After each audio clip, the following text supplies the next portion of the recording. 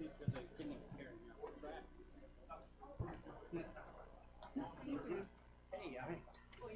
little squeezy today.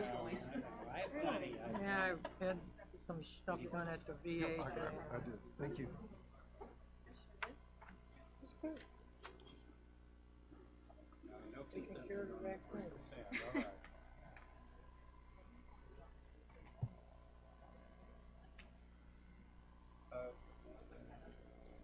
I've already negotiated with them for a 4% merit. No, there's the other one too. Yeah, I know. That's why he was just brought up. A couple of directions. And they have to back county. I mean, just, no, I know. The truth is just some of our directors.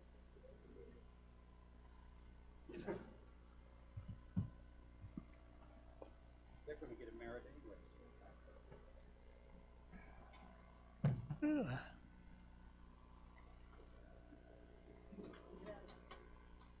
Oh yeah, and I'm telling you about that. I'm going to do when they're doing the resolution to minimum charge for nonprofit. That will take care of it. It is a minor cost. Are we ready, Jenny?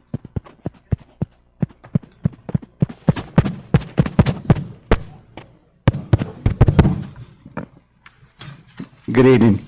At this time, we call this High Springs City Commissioner to order. It's August the 7th, 2014 at 7 p.m.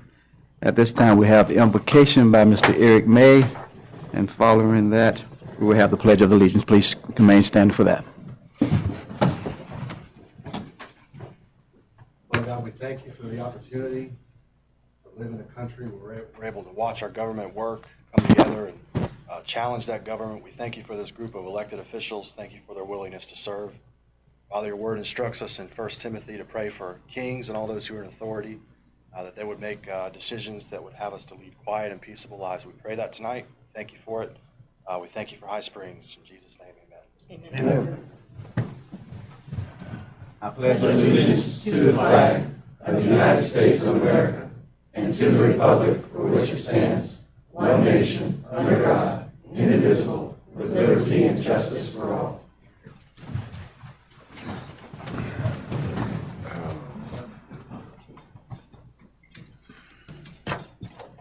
Madam Clerk, roll call. Commissioner Barnes, Present. Commissioner Gestrin, Present.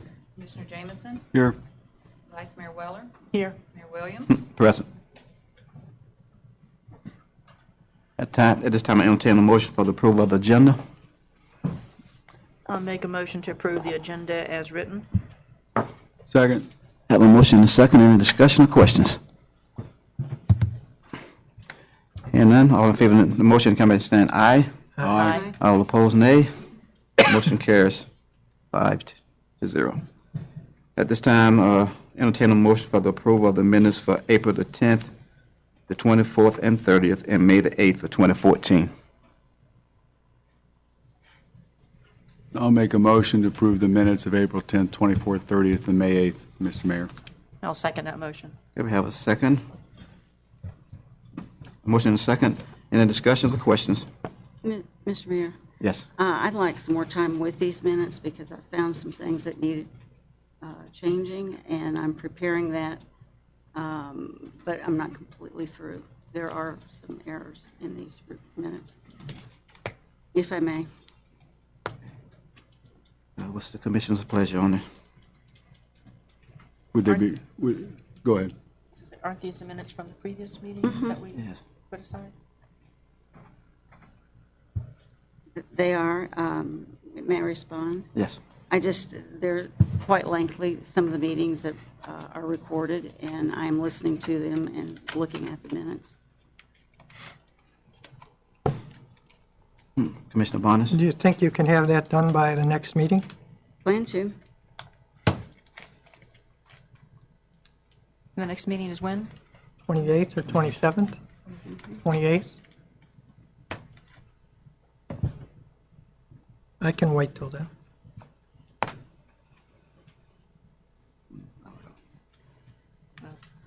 I don't have a problem. Mr. Mayor, Yes. one of the things that's so important, especially if, with the way the records are kept, when we're no longer serving, people will want to go back and see what it was that was said and so forth. And with the action minutes, sometimes it's not recording the action. And I was just trying to go through and work on those things just to demonstrate how important it is to make sure they are accurate. Vice Mayor Weller? Yes, can you get, having looked, I guess you've looked at it briefly or somewhat, some of them, can you give an example of what you're talking about so we understand what the problem is? Be glad to.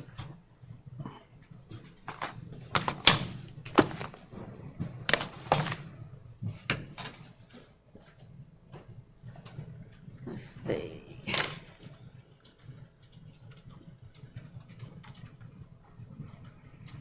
Well, as it's recorded on May 8th, page 7, the way it is listed is not exactly how it is actually in the audio. So I really want to go back and look at that because it's an important section of information that occurred on May 8th. You said May 8th? Mm-hmm. Page 7, I believe it is. Just a minute. That's one.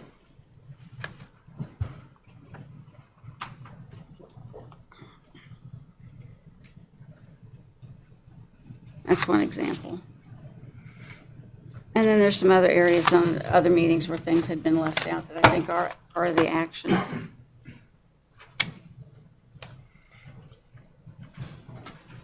Let me ask a question. Mm-hmm. Do you think you'll be able, once you'll be able to get through that and get with our city clerk on what those problems are before the next meeting? So that if that does need to be corrected, then we'll have a correct minutes so that we're not then delaying them again? Mr. Mayor, Yes. if that's what Ms. Parham would require, I'd be happy to. Well, it's not, I don't think it's a requirement. I mean, just saying, try to speed this along so we're not sitting out here several months with the minutes not being approved. If you can at least contact her and let her know what those problems are before the next meeting. I'll be glad to. These minutes that we're looking at now are not like a previous meeting before. We're dealing with April and May. All right, I'm okay with delaying it for one more month. I'll refer until the next meeting. I would hope we can get those squared away by then. Okay, so you need a motion stating to table this until the, Do we got to vote on the other? withdraw it. I'm not withdrawing it. I'm not going to withdraw it. You don't want I mean, I'd like to go ahead and take a vote on it, and that's fine, but I'm not going to withdraw it. Vice Mayor Weller? May I ask a question of the attorney on the minutes? If we were to go, and I believe I've asked this before, but if we were to go and approve the minutes as they are now, then if there are corrections to be made, they can be corrected further on? That's correct. You can correct the minutes at any stage in the future if you so choose. And from a Robert's Rule of Order perspective, if your motion is to continue, it's not necessary to, if it was in the form of a motion, then it's not necessary for a second. You can call the question on the motion to continue the matter, and that either fails or it passes, and then the matter is continued the next meeting. So that's the Robert rules of the matter. I don't know if you made your statement in the form of a motion or if it was just your opinion. I don't mind leaving it to the next meeting, but that's what Robert's rule says. So if it isn't, let me be more clear.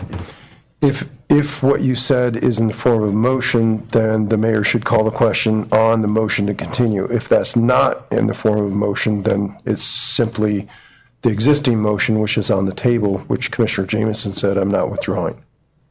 Okay? I'm not putting a motion out there. I was just... Okay. Okay. So the motion on the floor right now is to approve the minutes. So, all in favor of the motion, indicate by saying aye. Aye. Aye. All opposed, nay. Nay. Motion carries 3-2. But you still have the opportunity to give the corrections. Am I correct? Yes, sir. Attorney? That's correct. Okay. Moving on to the first item here on the agenda is the judge in the house. I don't see him. Mr. Mayor, he is not here this evening, and I think it was a mix-up on our end.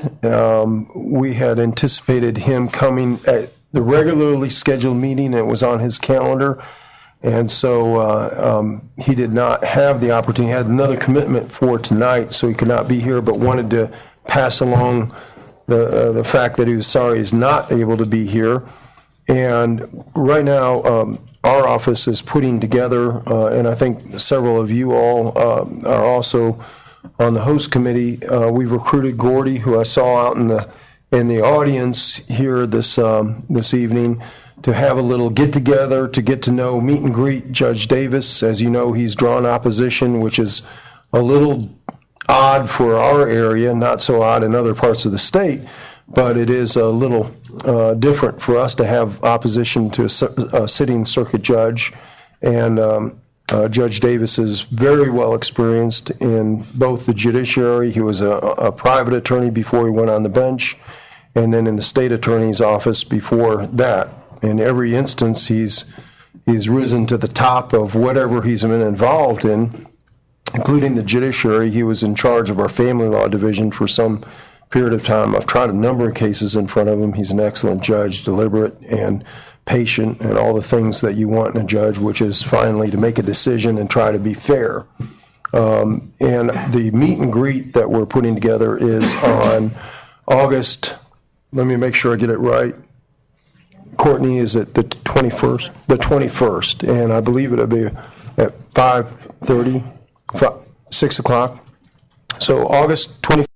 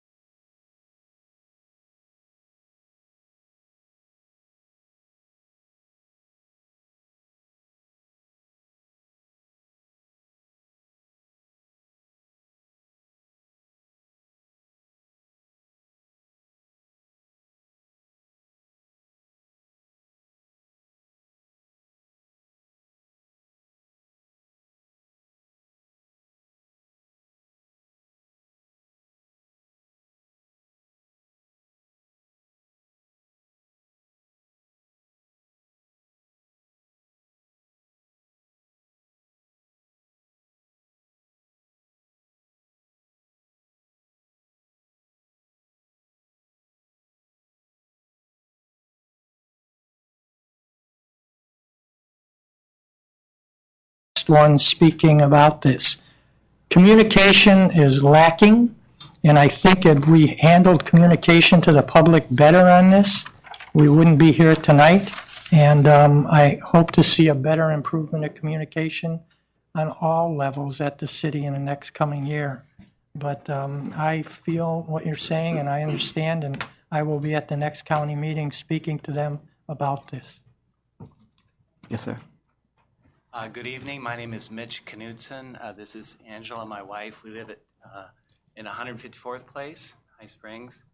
And the reason why we're here, again, we were here at the January 23rd meeting, as were 5 of our other neighbors here. We all spoke, and I guess we left from that meeting with the understanding that the city manager, Mr. Booth, would negotiate on behalf of the city to have 222nd and 154th Place bumped up to the first position. And those, I went through the recording online and listened to it again, and that was the motion that was voted upon.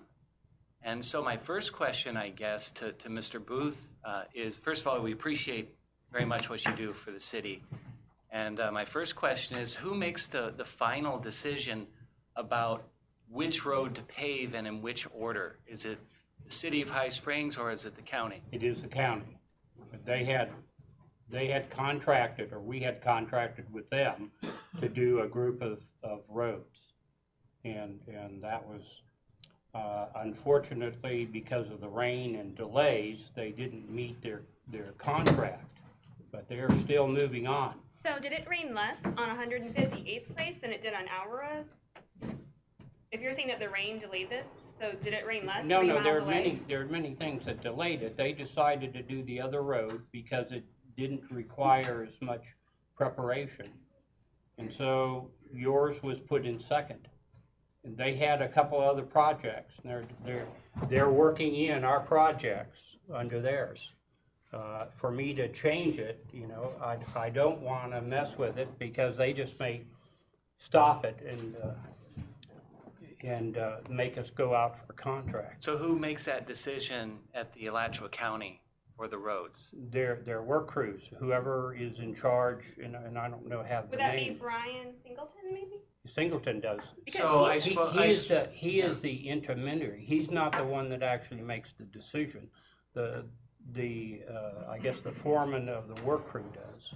So I spoke with Mr. Singleton, who is the manager of Alachua County Public Works. Yes. And I asked him the question, who makes the final decision about which roads to pave and in which order? And he said that the Alachua County Public Works is simply a subcontractor to the city, and it's the city manager that makes the list of priorities and decides which road to pave. Now, that is true. After he said that, I wanted just further clarification, and I asked, so it's the city manager's decision and not Alachua County Public Works? And he said, which roads? Which roads and in which order? No, that and is he not said correct. exactly. So someone's lying. It's either him or it's you. Because he said that it is your decision. That is what he said. I'm not up here to argue. You're here to talk to the mayor. Actually, I was more interested in talking with you. Well, if it was Mr. your Mayor, decision. let's just hold up for a second. Here's how we do this. And folks come and they're not used to presenting, so we understand that. And I'm the parliamentarian here, and this is my job to jump in at this point. So the way we keep decorum is that folks address our mayor, and our mayor controls how the meeting goes. And this is a citizen comment time. You are the closest to the form of government that we have. This is what makes democracy work. We cherish this and give you the right and cherish that right for you all to be able to do what it is you're doing this evening. But the way we do the procedure is that you do talk to the mayor, and then he directs out city staff from there. That's kind of the way this works, and it keeps the peace. And that's just the way. Thank you for that clarification. Sure. I appreciate that. Sure. So I guess I'll ask Mr. Mayor, can you please tell us who makes the final decision about which roads to pave and in which order, so we have it on public record? Mr. Booth, can you answer that, please? Sure, I'll answer that. I choose the roads, but the orders are the county as they're doing that contract. They decide which ones they're doing, and they told us. If Mr. Singleton told you something different, he was wrong, but I wasn't at that meeting.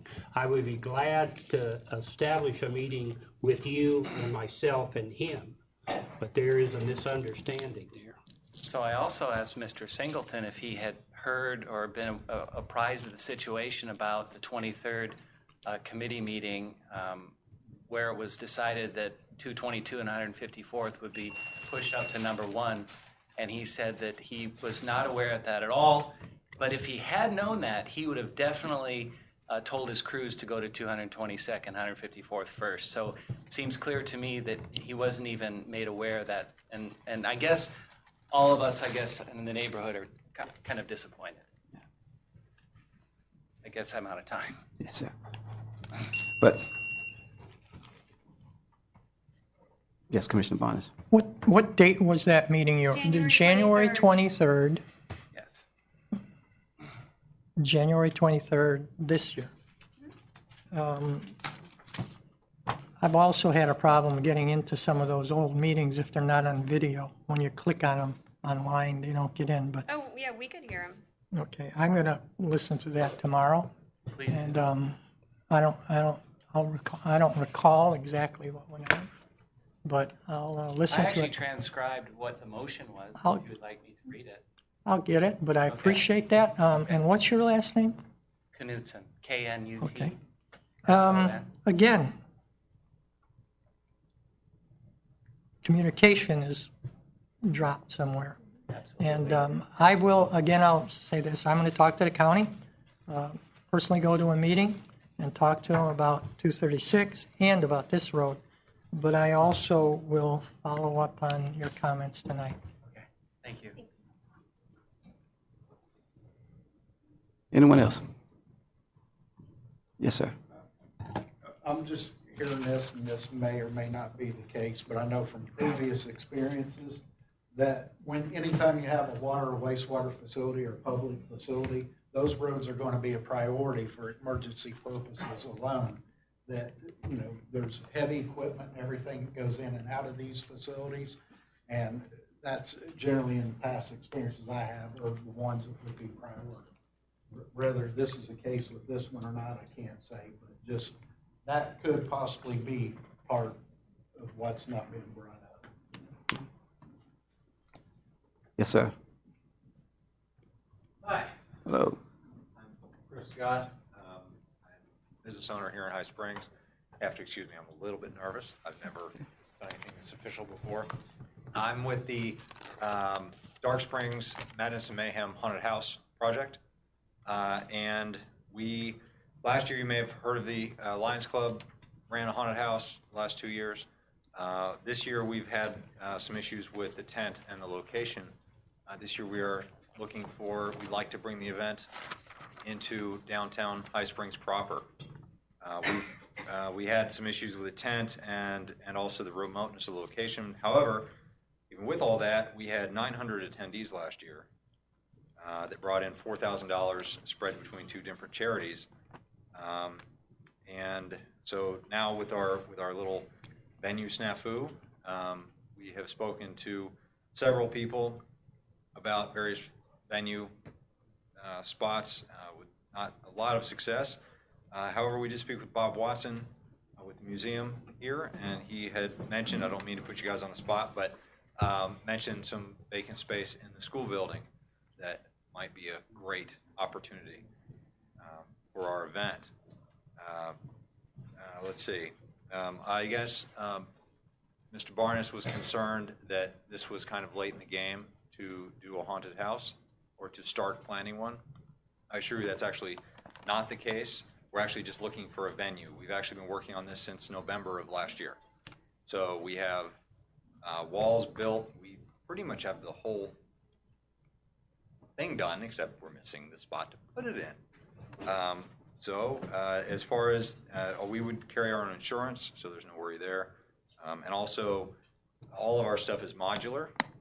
It would be, it's all done so that nothing would would damage anything, and we can come in, run our event. The two weekends we're proposing are the Friday and Saturday, the 24th and 25th of October, and Friday the 31st, obviously, very important. We have several sponsors lined up along with several charities. Right now, we're kind of in a holding pattern with some of them because we don't have a venue. Without a venue, there's obviously no event. But as soon as that's squared away, we can have sponsors and charities and hold a great Halloween event here in High Springs. We'd like to bring that to you guys. So that's all I got. Okay, so the building is for use. I don't see a problem with you using the building. That's what the purpose of the building, to do community events in the building. That's the purpose of that building. That's not a museum. The museum is housed in there at this time, but that is a community center for people to rent, or the board can make a suggestion to let you have or whatever, but that's what the purpose of that building. So it is available. You need to get with the young ladies downstairs. I'm quite sure nobody had rented it for that time. Yeah, because I think you're looking for an outside area. Are you looking for inside or outside? We would actually prefer, just for the comfort of our actors, to be an interior space that would be air conditioned would be ideal. Last year we had actually got lucky last year. A couple of the weekends were quite cold, and it actually made it quite pleasant for our actors. Heavy costumes can be very hot.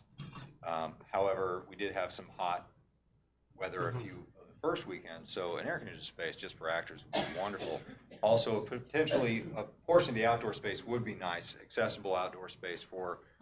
We have a great graveyard planned, already sketched up, ready to go. I guess, did you get Andy Phelan sent you an email this afternoon? No, I probably wasn't. I have other meetings and that today. But if you'll make a meeting with me, set up a meeting on Monday or Tuesday, glad to sit down and talk to you about your concept and what we have to offer, see what we can do. I sincerely appreciate that. Thank you guys very, very much. You're welcome. Don't go away. Yes, Commissioner Bonus. I received an email as a realtor looking for venues to put it in, if I knew anybody had any buildings for rent or to use.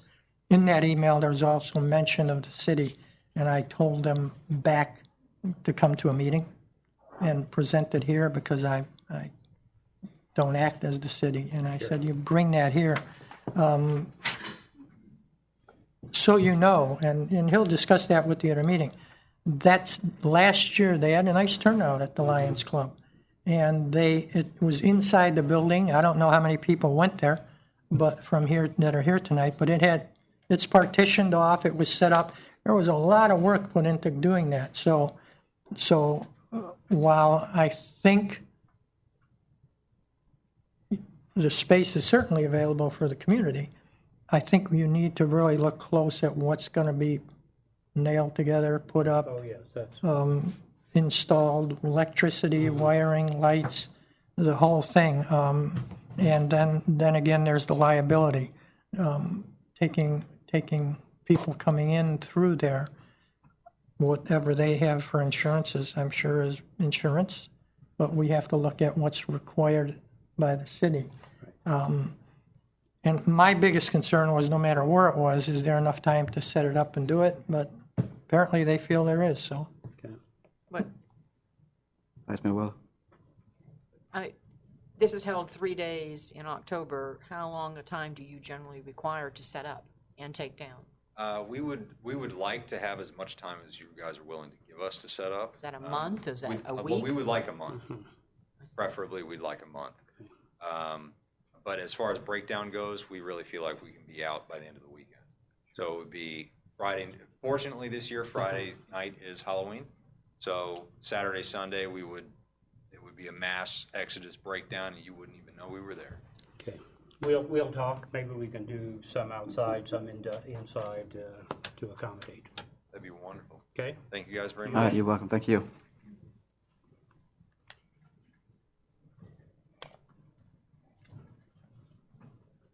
Good evening. Good evening. Peter Cronus, property owner on 214. I'm with the crew back there, and I appreciate what Mr. Barnes is saying about communication. My question to you, Mr. Mayor, what do we do if the job is not commenced by the 18th? The city manager has already informed us that the contract is expired. Now, what do we do if the job doesn't start by that date? Report it to Yeah, the city I'll manager? set up a meeting between the mayor, myself, and the county, and we'll find out why. I mean, we've been very patient. Now, would it be possible for, since this has been going on for so long, that, like, you could post it on your website or something like that, just keep us informed, so, Okay. like, that way we Go know. on. Like, you just mentioned that email just came to you, if we could be a little bit more informed, so we know that, we trust you, we hope, it's gonna get started, but again, like, if it doesn't get started, what do we do? So, that's, okay. You're gonna get your road. All right, thanks. And the city manager been in communication with them for the last couple of days. So don't think that he have not been talking with Mr. Singleton. He have. He's working hard to get this done for us. Mr. Barnes? What was the name of the person? Shingleton? Brian. Singleton is Brian Singleton. over Public Works, but he's not directly in charge of the crews. And so that's who I talked to a few days ago. They sent an email. Butch, that's right, Butch. And because it's a large organization, I don't think he quite understands what really goes on. But we really did try to push them to start on the road of 222 and that. But their indication is that there was so much work done, they opted to go to another road, and they did. So it's like any contract. You can't directly tell them what to do all the time. You have to have the end result. So it will be done, and they have the sidewalks done, so there's no other excuse. Okay.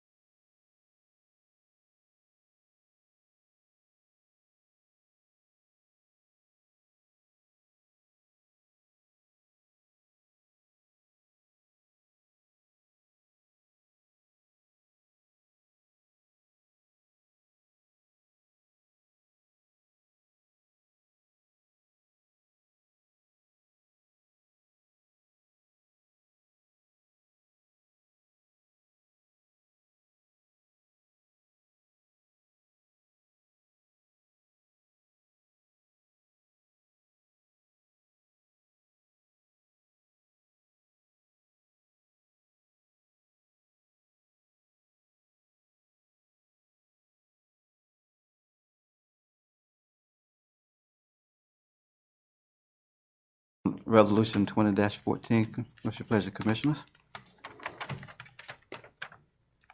Mr. Mayor, Yes, sir. these are the rates that we approved or basically agreed upon at the last one, so this is just the official documentation to put them into effect, correct? Yes, sir. I'll make a motion to pass Resolution 2014-L as read.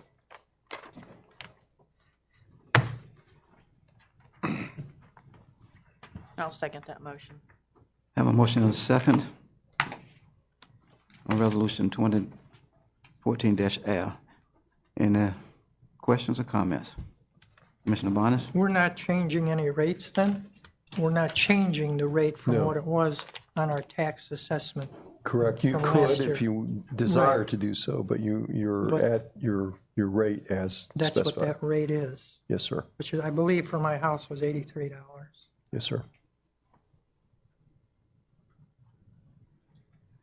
Any other questions? Mr. Dahlia?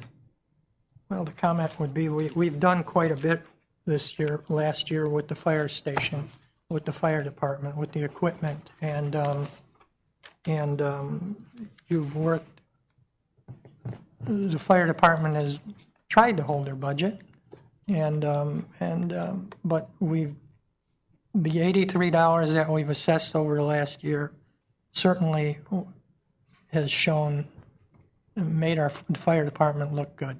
And the people are telling me about it. So I think we need to do it one more year and see how growth continues. I'm confident that growth is coming and it's getting better.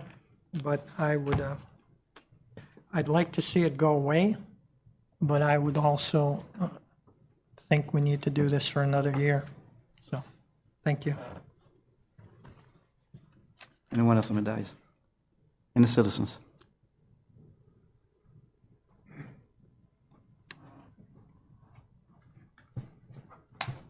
Thomas DePeter. Says working.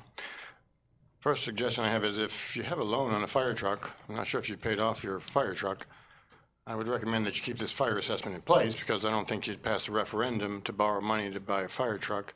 And this is one of the sources that you can use to pay for a loan on a fire truck that you didn't get approval from the citizens to borrow money for. So I think you have to keep this in place if you still have a loan that you didn't get a referendum to borrow money for.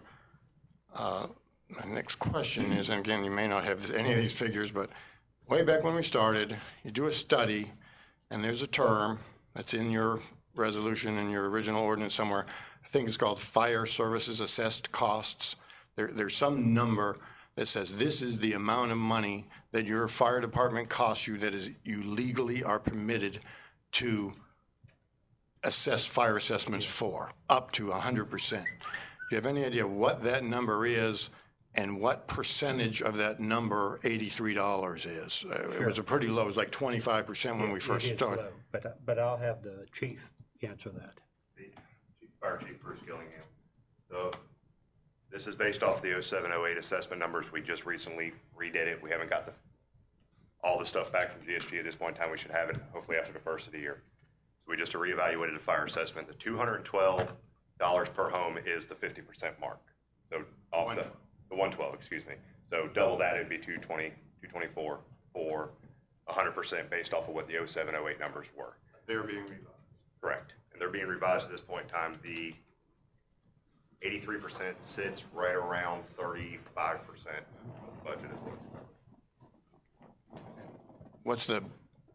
How much gets raised by this? I missed her. How much gets raised by this? 200 and, Tom will have it for you in a second. Yeah. And what's the That's it. fire department budget? What is the total fire department budget? Right now it's 822, proposed for next year is 815. Was a third or a quarter? Thanks. Anyone else?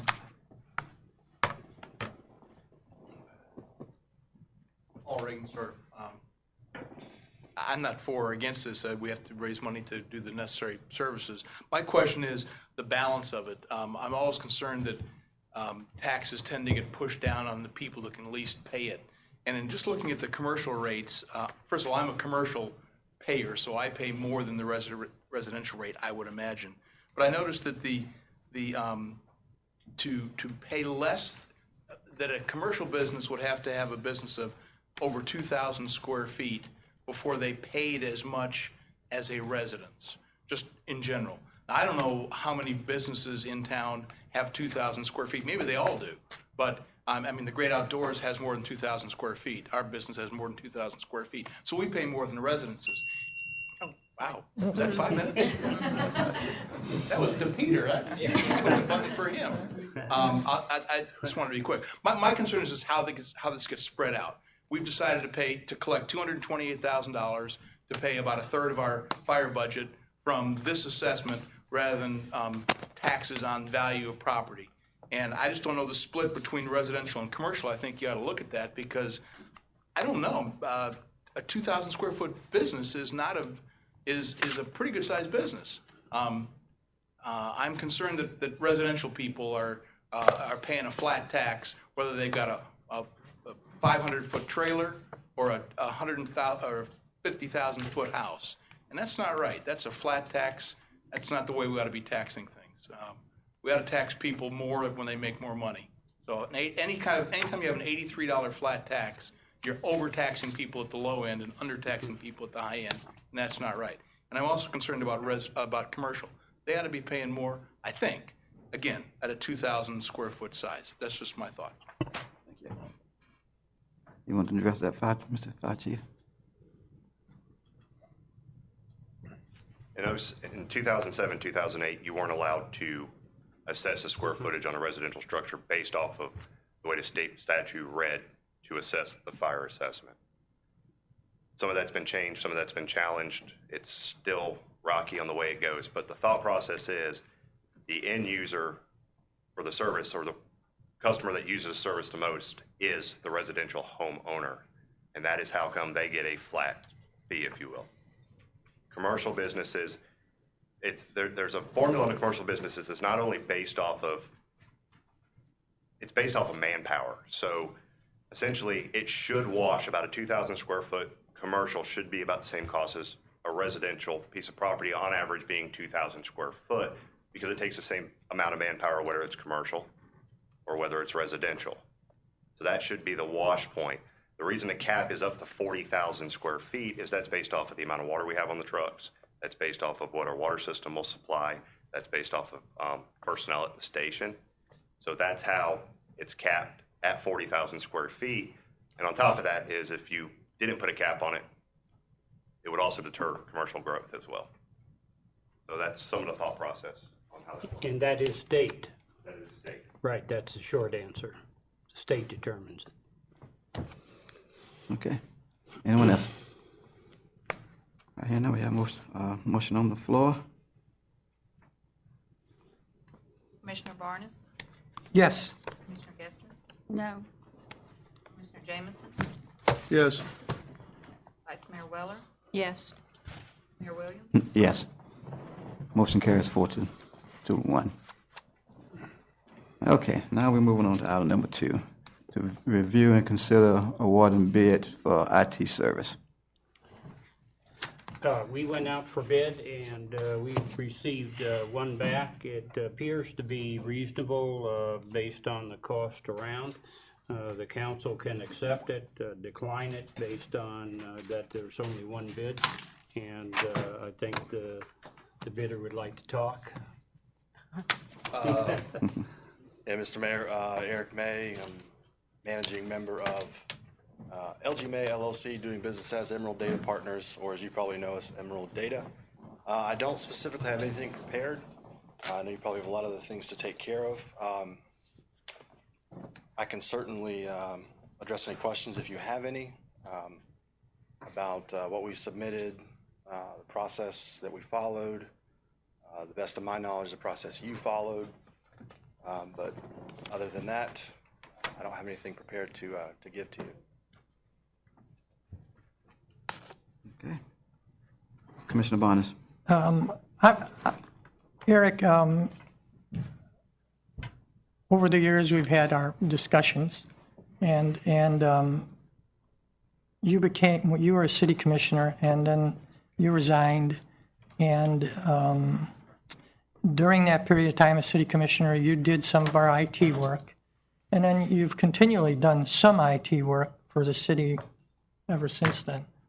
I was concerned, I had a concern when this bid went out that we would get more bidders. We didn't. I was concerned how the other guy didn't bid, and I called him and sent it to him, the guy that we used to have. Ted. And he said to him, and everybody has their opinion, the bid didn't make any sense. Now, I don't know who prepared the bid, or I don't know who sent it out. But while I firmly believe you've done everything accordingly proper to bid, and you're the only bidder, I have no problem with that. Except that there's a provision in the bid that says lobby cause.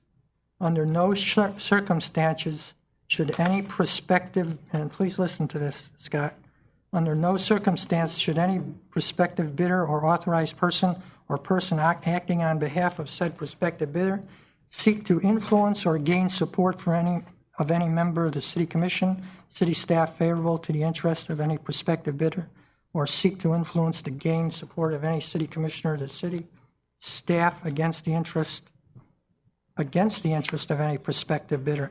Any such activity shall result in exclusion of the prospective bidder from consideration of the city. I think you've bid properly. I think you've done it right. And based on the bid alone, if you weren't a former commissioner, if you weren't the one doing work here, if you weren't the one on January 9th who submitted a proposal to the city for work, if you weren't the one that on April 1st submitted a free report to the city concerning our IT situation, I would have no problem with this. But I consider that lobbying or influencing getting that position. But you're the only bidder, so it's a conflict. And that's the problem. That's my dilemma right now. So I personally, I'd like to see it go back out for bid and see if we can get more people to bid on it. And if not, I don't know how we handle this, but that's my concern. So, and let me just say this. I know you do a great job. Thank you. I know you do a very good job, but I'm just concerned of the appearance and the process that we had to get to there. So. Well, Mr. Mayor, I don't know if I should address that. Just, it's your prerogative. My understanding of that, the general intent of that clause is to prevent myself or anyone from our company to offer incentives, to kickbacks, anything like that, or to politic or hobnob, if you will, with commissioners, staff, or anything like that. And I can certainly understand where, you may have the understanding or maybe the appearance that I've done anything like that. Being in the IT business, you are trusted with really everything an organization has. I think to show you how important trust is when it comes to information technology, look at Target and what happened with the breach of their systems and the credit cards and the billions of dollars that have been lost in their sales. When the public views their information has been compromised, it's very serious. And I know the day that my integrity and the company's integrity is tarred is the last day I'll probably work in IT. So I do take that very serious. So I can definitely stand here and say that I've not offered anything similar to that. I've not contacted any of the five of you to try to gain influence or anything similar to that. Mr. Barnes is certainly entitled to whatever impressions he may feel he has. I just want to make sure that I publicly state that there is no evidence of that. That's an accusation that is unfounded, and if investigated, would continue to be unfounded. To speak to the issue as far as one bid, You guys are a very complicated client, I can tell you that. Spent quite a bit of non-billable time building and rebuilding relationships with those that you network with, and there's a list of them. I think it's all outlined in the proposal, including GRU, GPD, Windstream, FDLE, go down the list. So anybody else coming into this situation brand new would be up for a lot of challenges. And I do know from what I understand, you guys obviously advertised this in the newspaper, and there were some other providers who actually, not even this county, who handle a lot of big, what I would consider large clients, Seminole County, things like that, who did express interest, reviewed things, and elected not to submit anything. So as far as it not being seen anywhere, that's not the case. So I want to make sure that we're clear. You received one bid, but this company is not the only company that you received consideration from, if that makes sense. Commissioner Barnes? I agree. More people saw it. And again, personally spoke to the former provider, and he said it was just too complicated for him with the bid. The work he did probably here was not that complicated, but to go out and do it in the bid process and answer each item was just too complicated for him, because we are unique, as most IT jobs are unique. Right. And you as a city are in kind of an in-between stage where probably the next 5 to 10 years you'll probably want to hire somebody on staff. Like the city of Alachua has technically 3 people, but 2 of them are dedicated to IT, and then the assistant city manager oversees that department. Of course, they're a little bit larger, but just to kind of give you comparable. But to fund that to that level, you're probably needing close to $250,000 to get the people, the infrastructure, and things like that, and which obviously you guys are just not at that place right now. However, down the road, you probably will be as the city continues to grow. Vice Mayor Wheeler? Thank you, Mr. Mayor. I have no problem with how this bid was handled. I have no problem with the fact that Mr. May was a former commissioner here. He's served that time as far as what you're allowed before you can bid on something. I don't think there's the fact that Mr. May has worked on city equipment and has done work for the city in the past, even recently, should have really any influence on this decision for accepting this bid. If someone else had been working on that, doing the same thing that he had done, they would have had the opportunity to bid, and if they had been the only person to bid, then we'd be looking at the same thing, and I don't think you can hold that against that person for having done that work and then to bid for it. So I just, I think that the work that we're requesting to be done, as has been indicated, is very complicated, and as Mr. May said, people have looked at what we were asking and evidently felt that it was too complicated or was not, if it was the larger companies, they didn't want to invest the time or their service personnel to do that kind of work. Thank you. Yeah, and Mr. Mayor, I would just add on, that's, in my opinion, it's an advantage or a strength. Obviously, there are multitude of IT companies. There's probably, I could name just in this county, probably 25 to 30. And different, IT is such a broad thing that people develop their specialties or their, niche kind of thing. And my experience with public service, public records laws, how you guys operate as a city, to me is not a disadvantage, but rather an advantage. I don't have to be reschooled in the fact that computer logs and things like that, and how they interface with public records. I don't have to rebuild a relationship with Gainesville and their police department and their IT department because I have that existing. So, it's not necessarily a weakness. In my opinion, it is a strength. Thank you. Commissioner Jameson? Yes, Mr. Mayor, and maybe Mr. Booth can answer the question on this one here. Obviously, and I read over this, I did not do it in depth because it'd be like me reading Greek anyways when it comes to technology. So when I read it, but I'm assuming that what we want done is covered and it's within the budget that we've got out there. It is.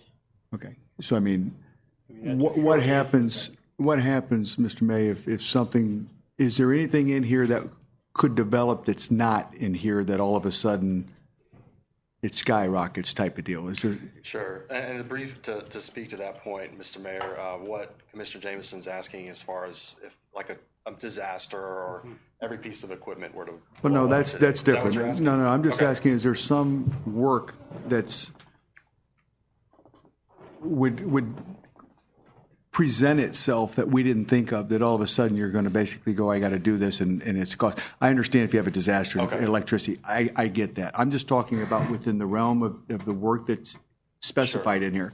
Is there something that would present itself that all of a sudden, in order to do that, that's all. Absolutely. And Mr. Mayor,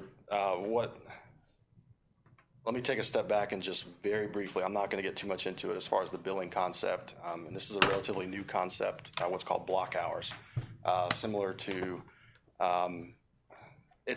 a retainer, just like you'd pay the attorney X number of dollars per month and he provides his services for you. We do fixed price retainer. That's one type of contract. What we're putting in front of you is what's called a block hour. And so what the city will actually do is at the beginning of the month purchase 25 hours at a discounted rate, and then those 25 hours of our time are then used over the duration of that month. The great thing about that is the flexibility, because it's now an ongoing relationship to where if just give you a scenario, maybe we're at week 3 of the month and we've had a lot of stuff going on and we're at 22 hours. We've got 3 billable hours remaining and something comes up that's not mission critical. We then can schedule it and say, okay, this is going to happen October 1st. And it keeps your budget like this instead of shooting up and down. To address specifically, is there any, large amount of work? The only thing that I have on my radar is an impending technical audit from the Florida Department of Law Enforcement. They've kind of given us a little bit of heads up that in the next few months they will be revisiting, if you will, the police department. And just so you know, anybody who's worked in HIPAA or education, SEPA, anything like that, a lot of times there are kind of these ominous rules, and you kind of have a best effort to follow them. With FDLE, they are very particular to where they will actually get the passwords from us, go in and look through all of our router rules, the technical aspect, and look at the fine details. So in preparation for that, there is some work that has to be done. I think you have that in your budget. It's an extra 15 hours, I believe, is what I estimated. I don't think it will take that much. We kind of padded it just to be safe for your budget. But other than that, I don't see anything impending that's going to cause it to shoot up. Okay. You do have the prerogative.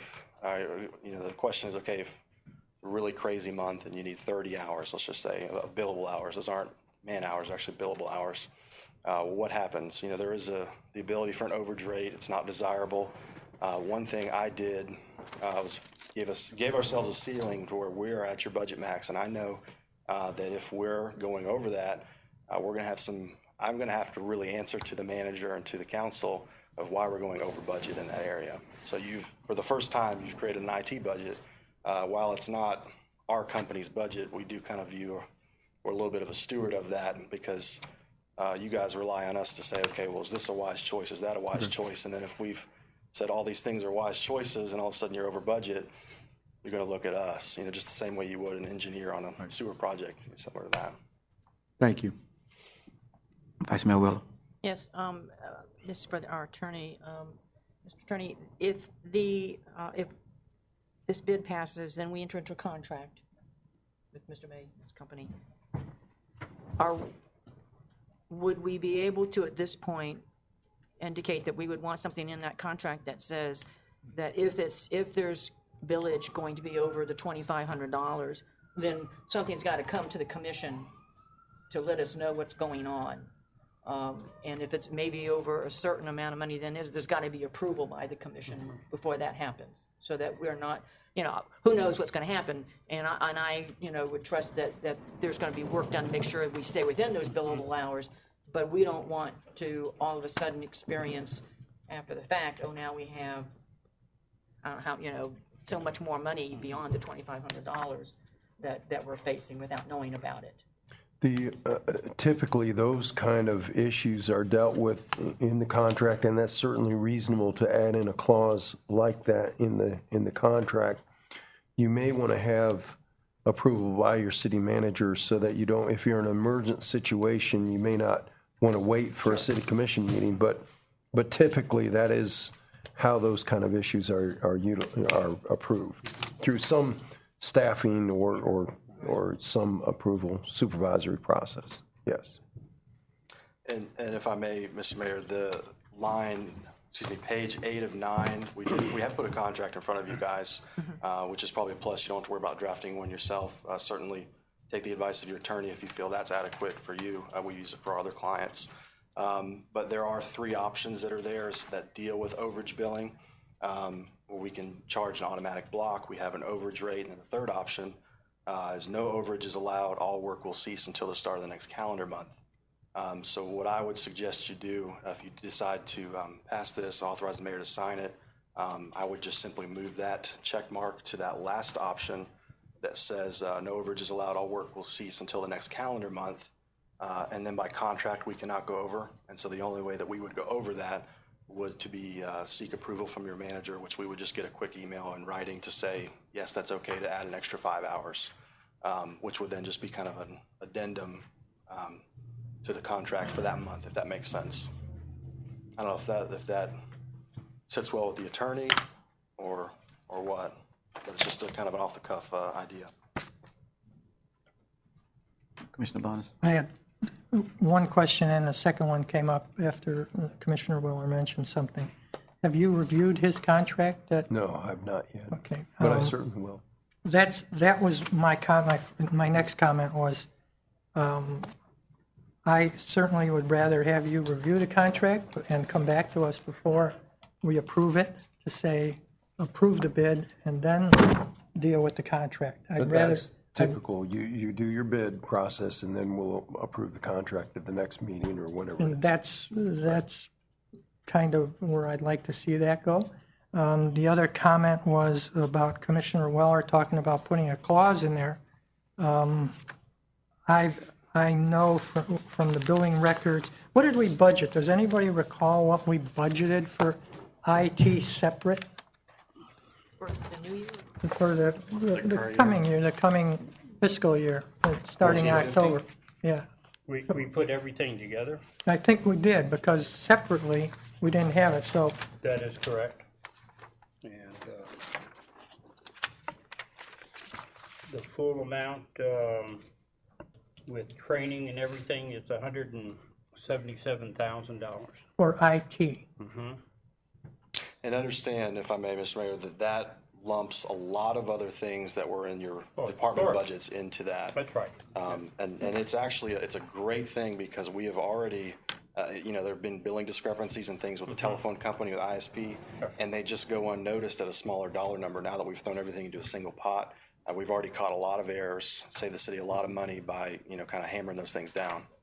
Sure. $54,000 of that is the software that is required for both financial and for personnel. Right. And so, one,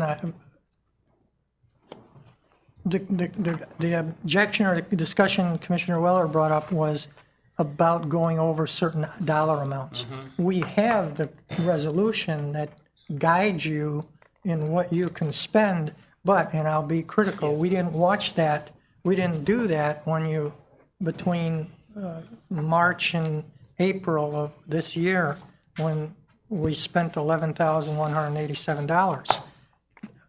I would say and respectfully request, that if we're going to see expenditures go over a certain dollar amount that's covered by that resolution, they be brought to the commission like it says it should.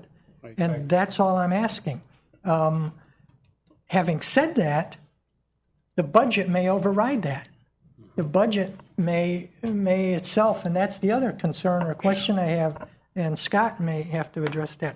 If we've got 100 and some thousand in a budget, and that's an approved budget that we go into next year, and you need to spend something, you're the winning bidder, you need to spend something that's $10,000, it fits under the budget, does that override Resolution 2013 dash whatever that sets a limit we're supposed to be notified on? So a concern, it's a new area for us, everyone. It's a new area having a complete IT budget with that amount of dollar amount in it at the discretion of a city manager. So I'm concerned how that's going to go down. And I think you should review the contract to see how that refers to the budget and review it to see how it refers to our resolution that governs expenditures. Sure. Just a comment. Thank you. I would recommend that anything over $1,000 come back to the commission. That puts the hours within a reasonable amount. If he has to go 5 hours, then we can approve it. But if, say, the server goes down and it takes him a couple hundred hours, then I think we need to come to the commission. And we can put that in the contract. Yeah, exactly, Mr. Mayor. We would have the limits, the month-to-month limits. As far as equipment, because that's probably what you're going to spend a large one-time amount on. That's very interesting, and one of the things that we try to do is we bill for our time so that there's not any conflict of interest on selling equipment. I certainly do have a lot of dealerships and can get you a lot of equipment for cheaper, and sometimes I can't. The office staff will tell you that sometimes they contact for small things. Hey, we need a keyboard here. Is that something we can do? And I can find it. They can find a cheaper price just buying it themselves, and we make that recommendation. So anything like that, like a large server purchase or anything, 5,000, 10,000, whatever above your purchase policy, that would come back. That would follow your purchase policy. So if it came back here, we would either we would facilitate bidding from other bidders. We would try to find a price for you, however that's going to work. But anything like that, yes, you would approve, follow your purchase policy. Mayor. Mr. James? We have until October 1st, whoever, right, to get a contract ready. This would begin October 1st. It would. My only reservation at this point is, as I mentioned, that technical audit that is kind of impending. They have hinted to me that they would come in October. Now, we would have a 3 to 4 week notice, I believe they said. That's my only reservation about waiting until then. Well, my question is I don't see how you could award this now because it's not the budget year. I'm assuming there's present money available to do what needs to be done. But this contract here would have to begin October 1st, correct? Yes. Right. What we'll do is send you an amended budget. Right. With some IT in it to do what needs to be done. To do what needs to be done. Sure. And yes, you're right. This particular agreement. That's all I was talking. I'm just talking on this one here. The others is a separate topic. So. Okay. Any other questions? Mr. Mayor, anyone from the audience?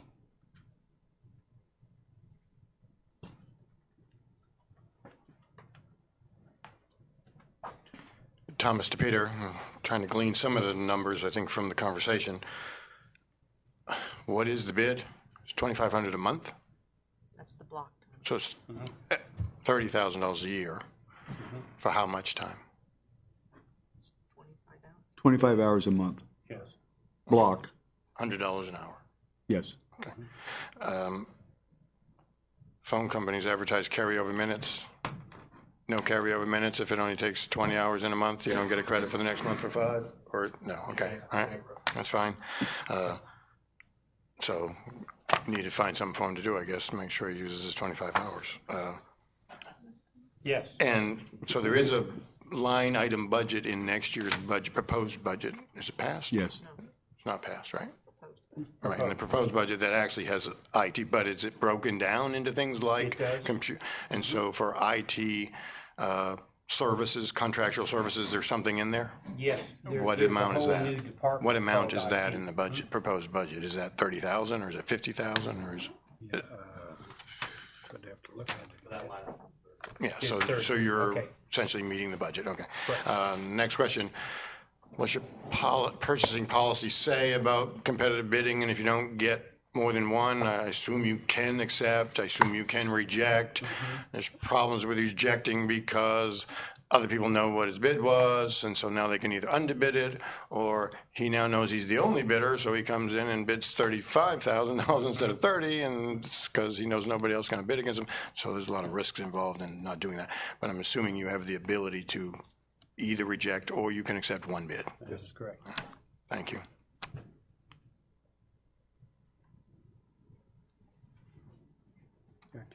Paul Regensdorf. I don't really know Eric Mayall. Well, I haven't seen him since, I don't know, 6 months, so I'm not here speaking for him. But, Mr. Mayor, a commissioner can dislike a bid or a proposal for any reason that he or she chooses, no matter how reasonable or unreasonable. But what I heard earlier about possible concerns about Mr. May's bid were the fact that he was here, that he was making proposals on their jobs and doing things that made him familiar to you. But that's not what the prohibition in the proposal is all about. It's about inappropriate contact. If you want to put in a provision that you can't have any contact, make prior proposals or do other work, then you will get a new IT person every year, and you'll get a new attorney every year, because obviously Scott's going to have some leg ups because you know him and you rely upon him. That's what dealing with somebody from previous years is all about. It gives you the ability to work with a known person. Then the protection, of course, is that it's a sealed bid or a sealed proposal, and that's what it was. And that's what Eric submitted. And his was the only one, and it was a reasonable price. So I don't see where there's anything at all to concern yourself about as far as that issue. So as far as I'm concerned, I'd go ahead and approve it. Anyone from the audience? Okay. Yes, sir. I just have one quick thing. Just to answer the point as far as the block hours rolling over and things like that, the concept that we follow is the same concept that your cell phone carrier follows, to where you're reserving capacity. Let's say you have Verizon, and so you're committing to 2 gigs of data per month. Those gigs, in order to be delivered to you, take a lot of network backhaul, a lot of very expensive equipment. And so basically what they want from you is a commitment that you're going to be using this much per month. And so in order for us to service you, you notice in there's actual timelines, response times. The police department gets on a 24-hour rolling timeline, which is very hectic because I have somebody on call for those times. I have to pay someone around the clock or reserve. I have to basically reserve capacity within our company to serve the city. And so that's basically what you're looking at, is we're looking at this much per month. We can always revisit it for a year from now. Maybe, we get you really running solid and we can drop that down to 15 hours. You can make those revisions once a year on the block hours, but that's just kind of the general concept. I don't want you to think that we're going to bill you for 25 hours and we only have 5 hours of work, and then I'm out here raking leaves for 20 hours. That's kind of not what we're trying to do. And these contracts do have outs to where if you're not happy, send us a letter, you're out. That's kind of the way it works. We don't want to keep you if you're not happy. So, Thank you. Mr. Mayor, I'll make a motion, we award the bid for IT services to Emerald Data with the contract to be negotiated, or with the issues that we talked about with the city manager. I'll second that motion. We have a motion and a second. Any other discussion or questions? All right, hearing none. All in favor, indicate by saying aye. Aye. All opposed, nay. Nay. Motion carries 3-2. Okay, moving on to the next item, to discuss downtown enterprise zone and sale of alcohol on Sundays. I think Commissioner Barnes put this on here. I put that on there, and over the last 2 years, we've changed our alcohol serving on Sunday, and we've kept the distance from churches and schools, and big concern was serving alcohol and how it would influence the public. I've watched the restaurants over the last couple of years. I've watched a couple come in and a couple leave, and I've come to the belief that we are, in this last few months, 6, 7, 8 months, that we're growing. I've seen businesses leave because they didn't, maybe because they didn't generate just enough income to get them over the hump. And I think it's time for us to revisit that. Now, what I've put it on the agenda for tonight is to see if there's support to do it for another meeting. And to what I'd like to do is keep the distances from schools and churches and create an enterprise zone downtown, in a 4-block area downtown that allows service of alcohol on Sundays. And that's what I'd like to see change. So the question I have for the commissioners, is there support to want to do that? And if there's support to do that, then to ask Scott, can you create a distinct zone in an area that allows for an exemption? I don't want to see alcohol service on Sunday taken out of, we have a, what do we call it, an exemption, or what would you call that? We don't allow it on Sundays. What do you call that? A prohibition, I guess? Can you remove that prohibition for a 4-square-block area downtown? You can remove the prohibition from the sale of alcohol on Sundays. You can, my understanding is that the law, state law allows you to set your regulations as to the sale of alcohol on a local basis. So you can certainly do that. And in your agenda item, you talk about a downtown enterprise zone. It's a little complex to create an enterprise zone itself. That's a separate kettle of fish that's pretty difficult to accommodate. But, by the term enterprise zone itself? I just pulled that out of... That's a very defined term under law. The only city in our county that has an enterprise zone right now is City of Gainesville, and there's a lot of steps you have to jump through in order to get an area designated as an enterprise zone. So there could be just another way to word it? I think we could look at that and see what we could do to come up with an area. Call a downtown district? Yeah, I think it is doable. And so that's my suggestion. That's why I brought it up.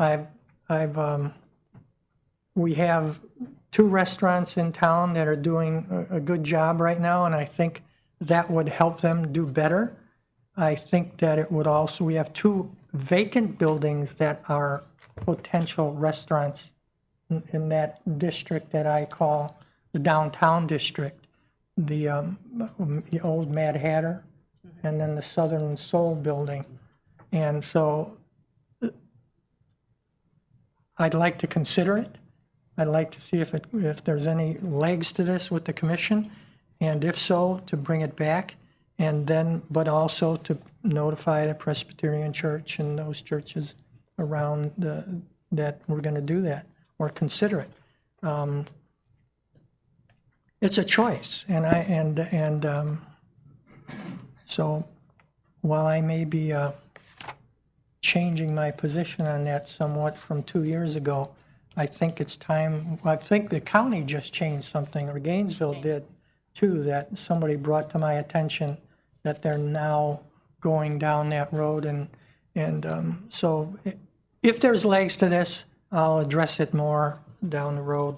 If there's not, I've tried and I brought it forward. So that's my comments. I don't know how if there's if I need a motion to say go forward, then I'll do that after further discussion. Mr. Mayor, I have a question for the city attorney, please. How would an enterprise zone be any different from an entertainment district that was involved with the noise ordinance? The entertainment district, my understanding is, Commissioner Gestrin, that the entertainment district was talked about prior to my tenure here, and there was actually, I believe, a draft of an ordinance which established an entertainment district. However, my understanding is also that ordinance was never passed. And then there was some discussion about resurrecting the noise ordinance to allow for certain decibel levels within the entertainment district, but again, that entertainment district had never passed, so that was a kind of a non-starter. And so you can go back to that concept and establish an entertainment district or a downtown district, or define what it is that you want to allow certain activities to go on in, such as alcohol on Sundays in that district, or noise levels to be allowed in those areas. And we can look at both of those. But you have governance over those kind of issues, and that's your home rule power. Thank you. I guess what I'm looking for is the enterprise district makes it more difficult, or a different process that you That's go a different process. That's Okay. right. That's an economic overlay district, and you have to meet a number of standards in order to get there, and it has to be approved by, I believe, by DEO, by the state. And that's a tax funding area, and it's just a different concept. But that's certainly within your power to do that as well. It's just it's a different style. It's a different animal that we're talking about. Commissioner Bonas? I don't want to muddy the waters with a lot of discussion. My sole purpose tonight was to create a district, and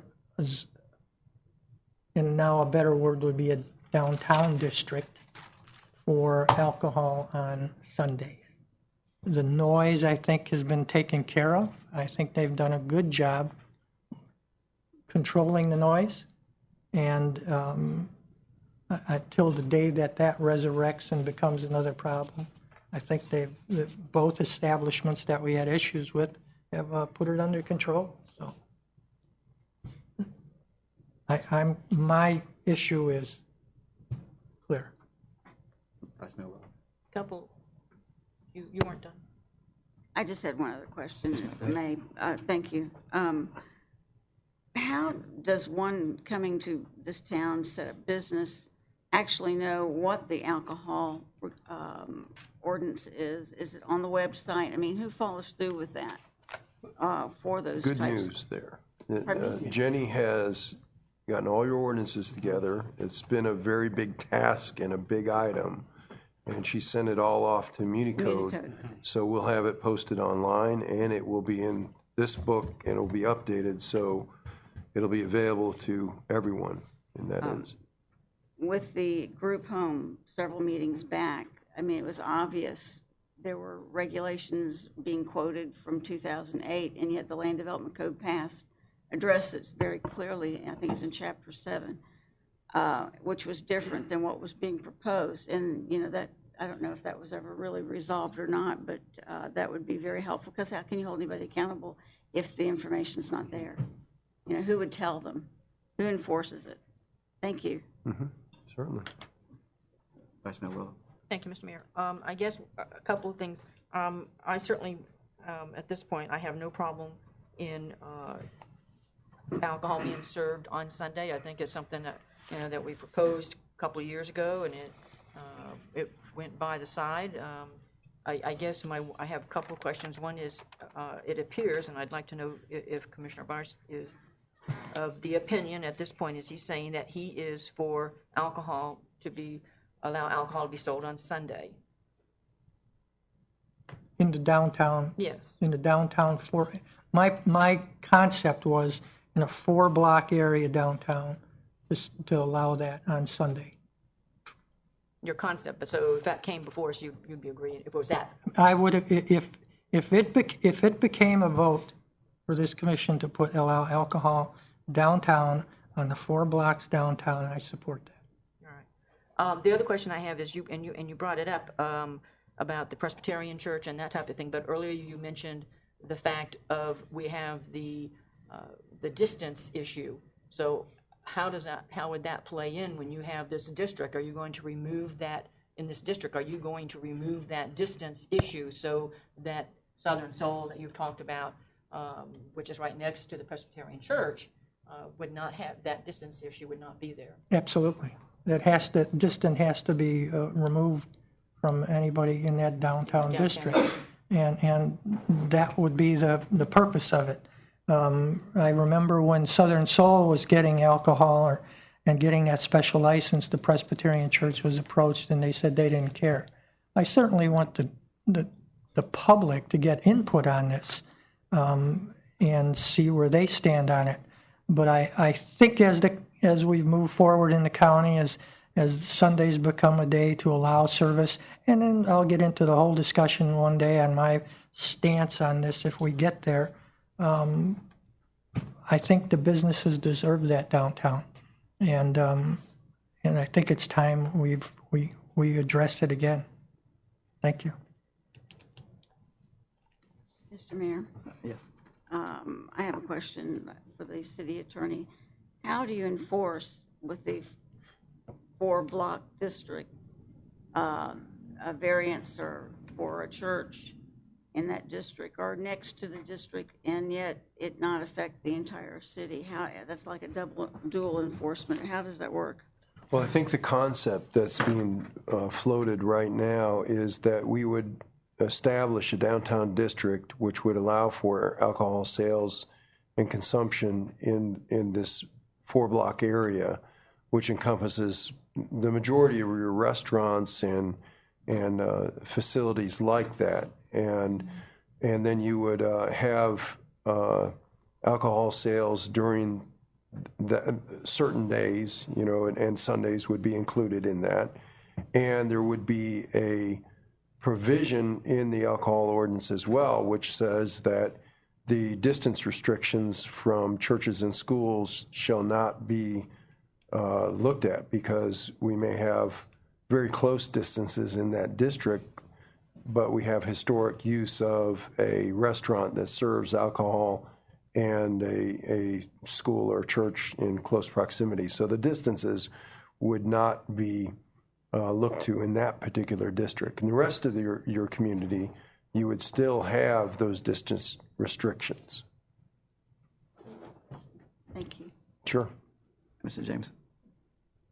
We're not here to discuss this thing tonight, so we just want to know if we want to make this a viable thing. And I don't mean to get bogged down, but this is all going to come out later. So the question is, I would think, is there a consensus among us to pursue this? I think that would be the appropriate move, and then move on, because we're talking about this and there's nothing out there. So I would think at this point in time, I would think, let's ask if there's a consensus that we want to pursue this, then let's do that, and then set something up down the road to where then we can bring our questions and so forth, and we can have a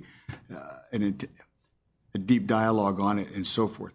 Tonight's not the time to go into talking about this. This is just simply my understanding from Mr. Barnes is do a consensus and put this baby down the road, and let's attack it like anything else. What I would suggest, put a motion on the floor and direct city staff and the city attorney's office to bring back a draft, and then you can vote it in or vote it down, whatever y'all want to do. But I think before you do that, you're going to have to discuss your district and so forth, and whether you want to do it the entire city. So I think before we start drafting anything, I think we need to iron out, if we're going to do it, then what are the specifics? Me personally, if you're going to do it, I'm not. Why would you hinder a business that's down 441 and say you can't serve beer, but you can here? I'm going to argue for the business, if we do this, is why shouldn't every restaurant within High Springs be able to do it? And then somebody explained to me why not. So I'd like to have that conversation we're all going there. I'd like to have that conversation before anything's written up. I'd like to iron some things out and then basically say, because if you were to do the entire city, then all you got to do is just change the hour or allow it on Sunday after 1 o'clock. It's a much simpler process than drawing out a district. Correct? That is correct. So before we start doing contracts and doing this, let's decide whether or not we want to do it, put it out there, and then determine the parameters that we want to do this. Then you write the deal, if that makes sense. Thank you, Commissioner Geshen. Thank you, Mr. Mayor. May I suggest, since this is a very controversial hot-button issue in our town, that perhaps before we make a motion and with an ordinance change, maybe have a workshop for the whole community to have an opportunity to express how they feel and what they're thinking. Just a suggestion, possibly. Commissioner Barnes? My concept that I put forward is what I supported, the downtown district. Anything other than that, I won't support.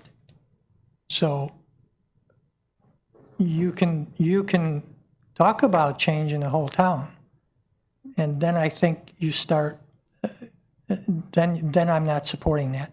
So I'll make a motion to have the city attorney to just have the city attorney drafted a change to our alcohol ordinance that would support a downtown district service of alcohol on Sunday, a 4-block district downtown from the center of the 4 blocks where the light is. I'll second that motion. Okay, we have a motion and a second. Any other discussion on the motion? For us tonight, I'm not in. I would rather because as Commissioner Gaston said, this is a hot topic here in the city of High Springs, and I don't think we should rush into this without speaking with the community as a whole, see how the community feel about this, because it's going to be a hot issue. It's going to bring division in within the city. It's going to do it. It's going to do it. I mean, it's going to raise hells in the city. So tonight, I'm not in favor until we really sit down and discuss this in a more lengthy building. Sir, I'm not against you. I'm for the citizens of High Springs. I'm here to serve the people of High Springs as a whole. Don't get me wrong. There's nothing against you, Great Outdoors, or anyone else. I represent the people of High Springs. And I would rather for this issue to come before the people, and see what they say first. And then we go from there, and we can work this out. But to say, do it tonight, I'm not in favor of it. Because I don't want to adopt people, I'm serving the people. And that's who I here to serve, is the people. And so then, plus I have a problem. Okay, you're going to allow this business district to do it. And if somebody was to put it out here where, Mike, I hate to use your name, Mike's place, that's it, Mike can't do it. So I don't think that would be fair to other businesses in High Springs. It's an issue that needs to be sit down and discussed, not an issue that's been brought to the meeting on tonight. It should be addressed by the community of High Springs before making any decision on this alcohol issue. Any decision on the alcohol issue. Am I for it or against it? I don't know yet. I hear the citizens speak, not just one particular 2 businesses speak. I want to hear the whole community speak on this issue. So I'm not in favor of this motion on tonight. Any other questions from the dais? From the floor.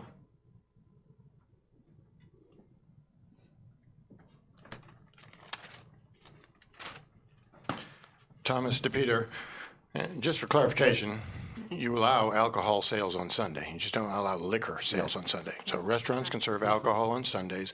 This would just be an addition. You might as well make the motion say, I want my friend to be able to serve alcohol at his restaurant on Sundays, but that's fine. You can limit as much as you want. The church and school issue is really your dilemma here. That's what you're going to have to resolve. The problem with the church and school issue is it's the downtown churches that are protected by that rule.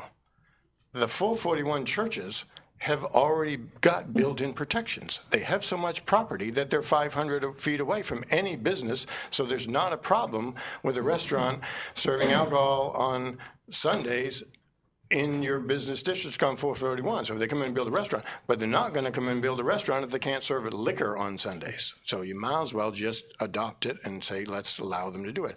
They've been serving alcohol for a couple of years. It seems okay, beer and wine, so let's just let them sell liquor too. So that's a dilemma.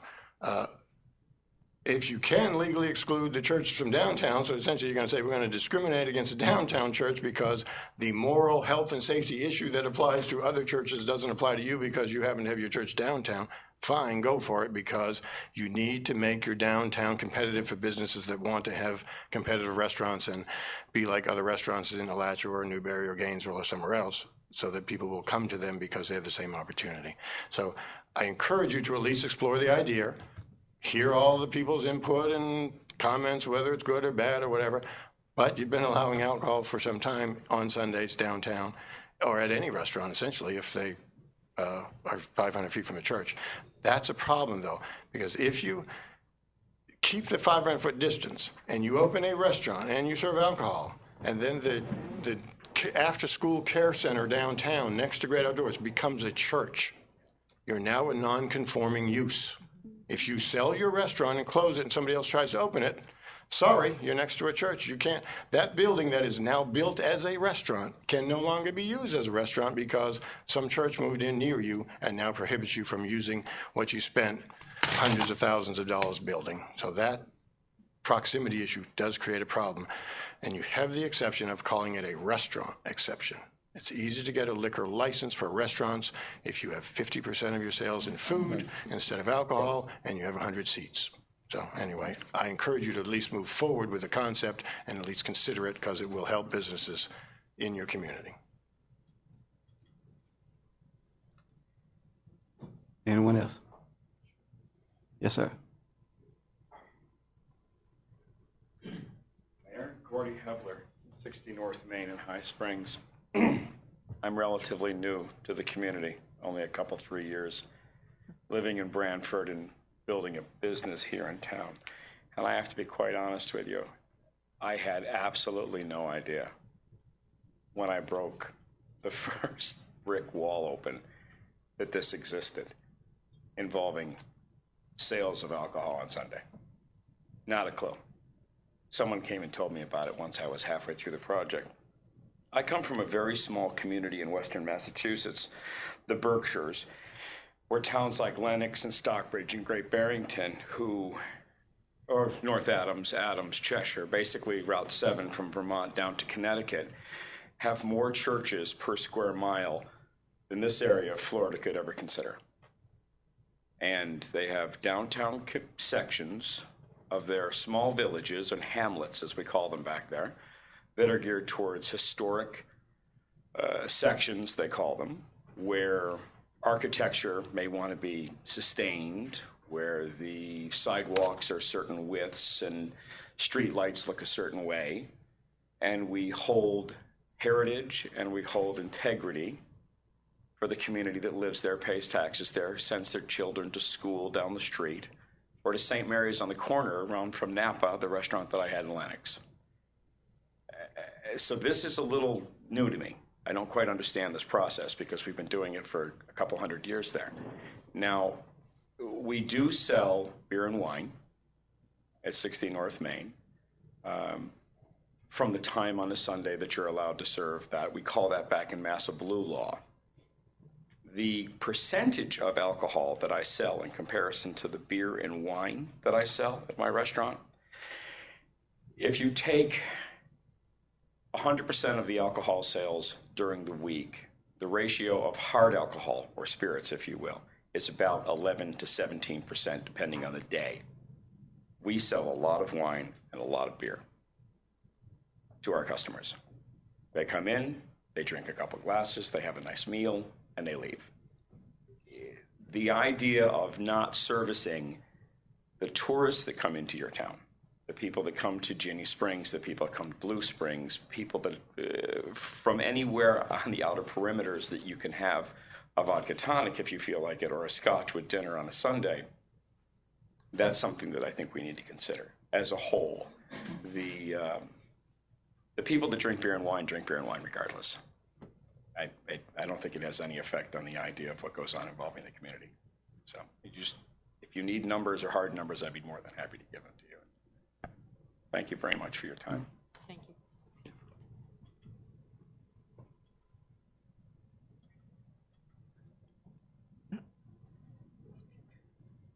Move too slow, Mike. You're too slow. Come on, Mike, you're older than people.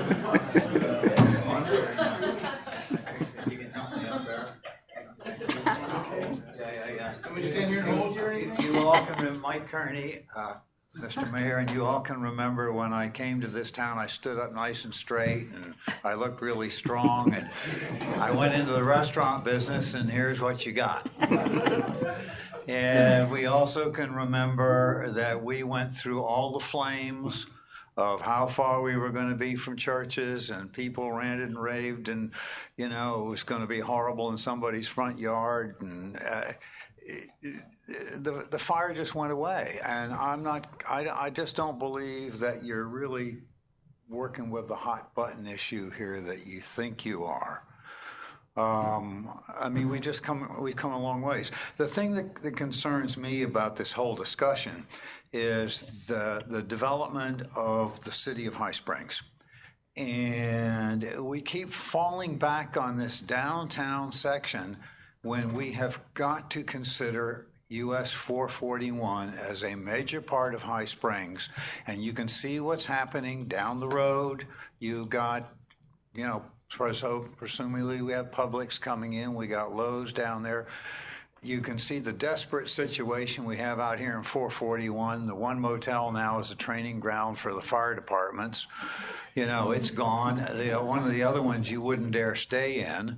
We have one really nice little place across from what used to be Floyd's, which is now the City Diner, which actually I know that Jerry has no interest in serving hard liquor in there. He's already found out the requests in the diner just aren't there. It's different than they are in the main restaurants. My concern is this idea that we want to put a string around a certain section of our town and not consider growing the rest of it. We got major mileage on 441. And you know, just take a look at Alachua, folks. Look what they've done down there. We have got to grow this town, and there's more than 4 city blocks to it. And that's my point. Thank you. By the way, there's not going to be, I don't think going to be any fire if you just put liquor on the menu. And as Gordy said, the percentage of liquor sales is so minor compared to beer and wine, which we already have, and I don't see any riots going on, and I don't see any drunks falling all over the place. And I remember the one person who was worried about his son getting killed in his front yard on Sunday. Well, that didn't happen either, so thank you. Thank you very much. Paul Regensdorf. I wasn't going to say anything, but Gordy said something, and then Mike said something. But it's time to start thinking about making this town grow and making it even a better place than it is. Alcohol on Sunday, hard alcohol on Sunday is a small thing. It's a silly rule to have. It'd be like saying that the Seventh-day Adventists could have a rule that would compel the downtown restaurants not to serve bacon and pork simply because they don't eat bacon and pork. They're certainly entitled not to. That's their right. That's their religious right. But what does that have to do with anyone else who wants to enjoy life? But the important point I wanted to talk about is think about the whole city. I hate to be a squeaky wheel on this issue, but historic preservation. Gordy made the comment. He came from parts of Massachusetts where they loved and they appreciated the heritage of their towns, and they preserved it and they worked at it because it was part of what made their town special, and it's part of what makes this town special. And yet, for the 7 years I've been here, most of it, 8 years, the commission, certainly this commission, has just ignored the concept of preserving that historic flavor of High Springs. And I don't understand it. You spent $40,000 on one building, which is off of Main Street, and that was a nice thing to do for that one business, and it was really nice. If you ever wanted to give another $40,000, the Grady House is up the street. But what about the entire city?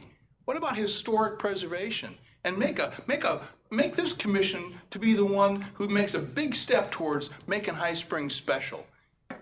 Alcohol on Sunday is a small part of it. Okay? Thank you. Anyone else? Commissioner Barnes. Scott, I probably need to amend that motion to change the word alcohol to liquor, because I said alcohol, I believe. So I'm going to amend that motion to say liquor on Sunday. A comment.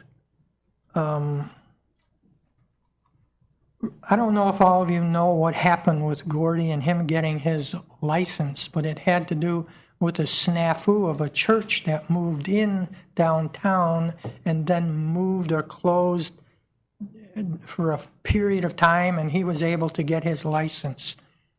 I think that was an argument we had before, and that will have to be addressed in a discussion, is can you have a business that's a business that serves alcohol and liquor, and then have a church move in and negate that when a sale comes. That was one of our big problems too.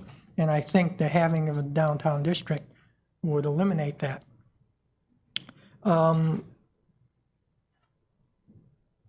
Mike, you're absolutely right. We've got to look at growth for the rest of the town, and even Mr. Regensdorf, I've been talking about growth in the whole town for the last month, several months, how it's growing faster and faster.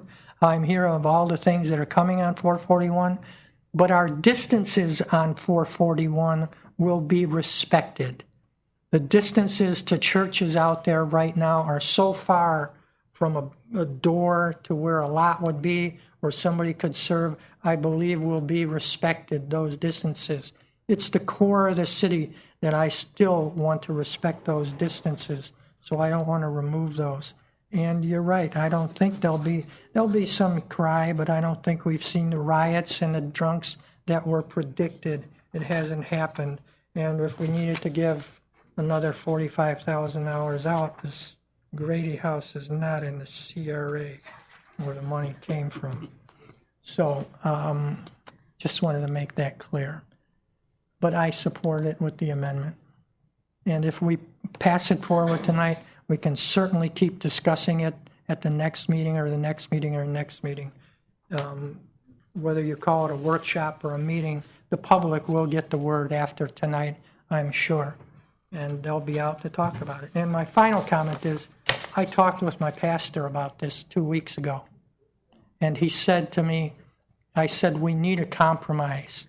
And he said, compromise may be a good thing. So I've talked to my church about it.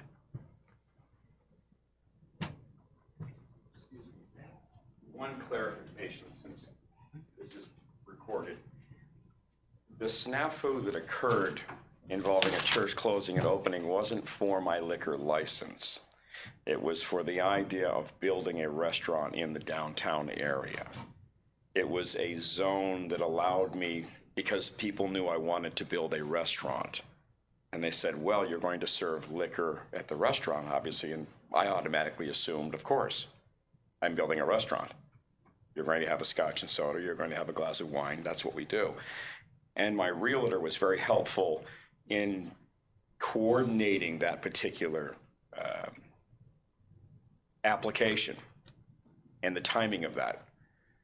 Again, I had no idea that this kind of thing was going on at that point, but it wasn't my liquor license that came from that. It was actually my building permit and the ability to actually, the idea of the restaurant.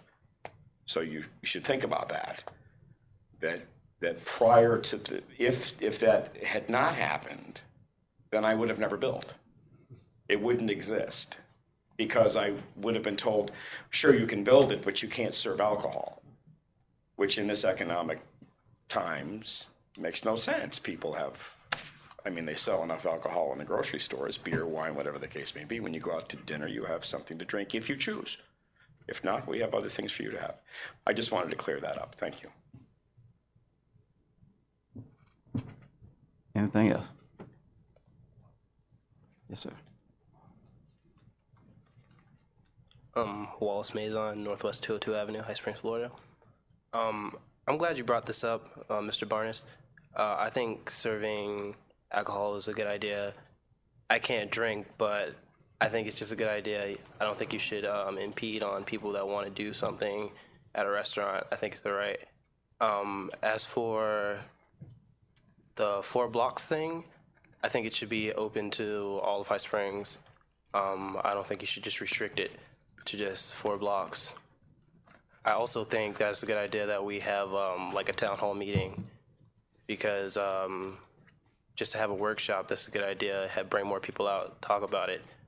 As for the economic growth part, I think you said it the best, Mayor Williams, that you're here to serve the people. But as a leader, I think sometimes you have to make decisions that might not be popular. Just like this, it might be a hot button issue, but if it's for the benefit of High Springs, sometimes the decision that you make might not be the most popular decision, but it will be the right decision for the growth of High Springs. So just going for that, I want you guys to keep that in mind. Anyone else? Yes, sir, Mr. James. And I just want to clarify this thing. The motion before us is simply for the 4-block deal. That's what we're considering. Okay, I just want to make sure I understand the motion. Anyone else? Again, I serve the people. For the record, I don't know how to make decisions, but I have to make decisions according to what's best for the city of High Springs as a whole. I have to be very. I come to say, y'all take something and you turn it into a religion against bars. You know, and then somebody said historical. Historical High Springs doesn't allow alcohol on Sunday at all. Not at all. Not at all. And several years ago, we changed it to allow to have beer and wine on Sunday. So we want to say we keep it historical. Historical, it wasn't allowed in High Springs. Not at all. So I think, and somebody said it won't be. Let me finish, Tom DePeters. Somebody said it won't be a hot issue. Oh, yes, it will be a hot issue. Just as sure as High Springs is here, as sure as this town named High Springs, it's going to happen. Believe me, it's going to happen. It happened before, and it's going to happen again. And see, and I got enough common sense and intelligence enough to separate the two. Always have and always will. Yes, I'm a pastor in this community, and not ashamed of it. Not ashamed of it. But since I've been sitting on this dais, you never heard me preach from this dais. Never heard me quote the Bible from this dais. Never. And will not. Come to Mount Carmel on Sunday mornings, you'll get it. But not from this dais. So I try my hardest. And I know some people have told you I'm going to vote against it. I know they have. Some have said it. Yes, they have. But they don't know how Byron Dwayne Williams think. They don't know how in the world Byron Williams going to vote. Sometimes I don't know how I'm going to vote till I get here and hear the facts and the evidence of what the people have to say. Always have been that way and always will be that way. Because I am serving the people of High Springs, not just the Caucasian community, not just the African American community, but I'm serving the people of High Springs, a town that I'm very, very, very compassionate for, and very compassionate for the people of High Springs. You know, and personally, I don't like to see these uproars in High Springs. I really, really, really, truly don't. Because it just do something. Every time we have this division, it seems like it's taken us forever to try to bring this thing back together again. And then when you make the statement, say most of you say 11%? Is it just your hard liquor? 11% of hard liquor, yes, sir. You know, then I'm thinking again, I said, well, then you need to just need 11, it's just 11%. Come on. Well, I'll answer that question if you like. Yeah. No, that's all right. That's okay, sir. That's okay. I'm just speaking right now. It's fine. And again, I want to say this now. I want both of y'all to get this and understand what I'm about to say right now. I am not against y'all restaurants. Never have and never will be. People if they want to drink, that's fine. If they want to do, that's fine. I have people in my church probably drink. What am I do, throw them out? Heck no. No. That's a false statement, sir. Very, very false statement. Very false statement. We're gonna have to talk. Enjoy your evening. You too. See, and that's the kind of stuff. See what I'm talking about? See just what happened right there? Because there's one issue. See what just happened right there? Now he offended against me, but I'm not offended because he got a restaurant. But now he's offended because what I had to say, to speak my mind, which I have a right to. I have a right to. I have a right to sit on this dais to listen at whatever the people says to do, and that's what I'm going to try to do, what's best for the city of High Springs. So I'm calling for the question. Let's go and vote on this issue, and then we can move on. All in favor of the motion, can I say aye? Aye. All opposed, nay? Nay. Motion failed 3-2. I'm going to say something before we go. Yes, sir. I'd like to see the issue brought up. Right. I'm against the deal. I'd love to see the issue brought up and do it. I think the way it was presented, I disagree. I'd love to see the thing brought up down the road, and let's have a full discussion on all aspects of it. I'll say that. Let's get to the next thinking thing, because we shouldn't have spent 40 minutes on that. I'm sorry. I can make another motion. You certainly can. And I'm going to make a motion to schedule this then as a workshop for discussion purposes, so that it doesn't fall off the cliff here. For what purpose? For a workshop to discuss allowing alcohol on Sunday. Liquor on Sunday. Downtown district or city? Well, it's a workshop, so it's going to be it would have to be for anything at that point. Doesn't mean it's going to end up being at that wide of an area. But I think it needs to be fleshed out, and we need to find out if it's going to happen, rather than just letting it fall off the cliff. It may end up being downtown, and if what comes out of that workshop is for it to be citywide, then you vote against it. But if you're okay with it just being, after all the discussion, for it being just in the downtown district, then you vote for it. I just don't want to see this go off the cliff. I'll be open for that. I'll be open for a discussion I've made my statement, though, as to my position. Right. But I'll also be open for any discussion that gets it to the public. I think, as it's been said, let the public come out and talk about it, and let's hear what they think. Things have changed. Let's see how commissioners' minds are open to the growth of the city, like the young man said. So I'll second that motion. And that was for a workshop? Correct. Okay. Yes. Comment? That's get it all out. Thank you, sir. There you go. Let's roll. Let's talk about it instead of bringing documents anytime soon. Okay, we have a motion for any discussion on the motion on the floor to have a workshop on this issue about Sunday. Sell of hard liquor on Sundays. Anyone from the audience? Okay, all in favor of the motion, I can't say an aye. Aye. All against it, nay. Okay, motion carries 5-0. All right, moving right along to consider resolution 2014-K. Mr. Mayor, this is a resolution adjusting the rates for solid waste services for commercial customers to reflect WCA billing for commercial customers, providing for a conflict and severability, providing for an effective date. The appropriate motion is to pass resolution 2014-K as read by title only. Okay, and we heard the reading of the resolution by title only. Commission, what's your pleasure? Mr. Mayor, Yes, sir. this is just a resolution for the stuff that we talked about before, correct? Yes. I make a motion, we pass resolution 2014-K as read. I'll second. Okay, we have a motion and a second. Any discussion? Any questions? Hearing none. Madam Clerk? Somebody have a question? Yes. Okay, Madam Clerk. Commissioner Gester? No. Commissioner Jameson? Yes.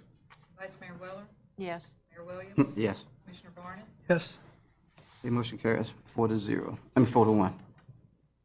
Okay, moving on to consider contract for the farmers market, for the management of the High Springs Farmers Market. Mr. Mayor, we have a contract in your agenda that's before you, and it's a contract between the City of High Springs and two vendors, Basti Gonzalez and Carol Rowan. The basic gist of it is that the two operators can operate the farmers market, and they will get paid on a 50-50 basis through separate checks funded from the city. And the term of the agreement is for 2 years. The compensation is basically a 75-25 split, and unless there is a special see if I can find the language in it. Additional funds generated by the managers related to the operation and management of the farmers market, such as sponsorships or special event fees, shall be split 75 for use by the city to pay the farmer market expenses, 25 remitted to the managers. So the split flips from 75-25, exactly opposite of the normal situation if it's a special event. The appropriate motion would be to pass the contract and authorize the appropriate officials from the city of High Springs to enter into the contract with Ms. Rowan and Ms. Gonzalez.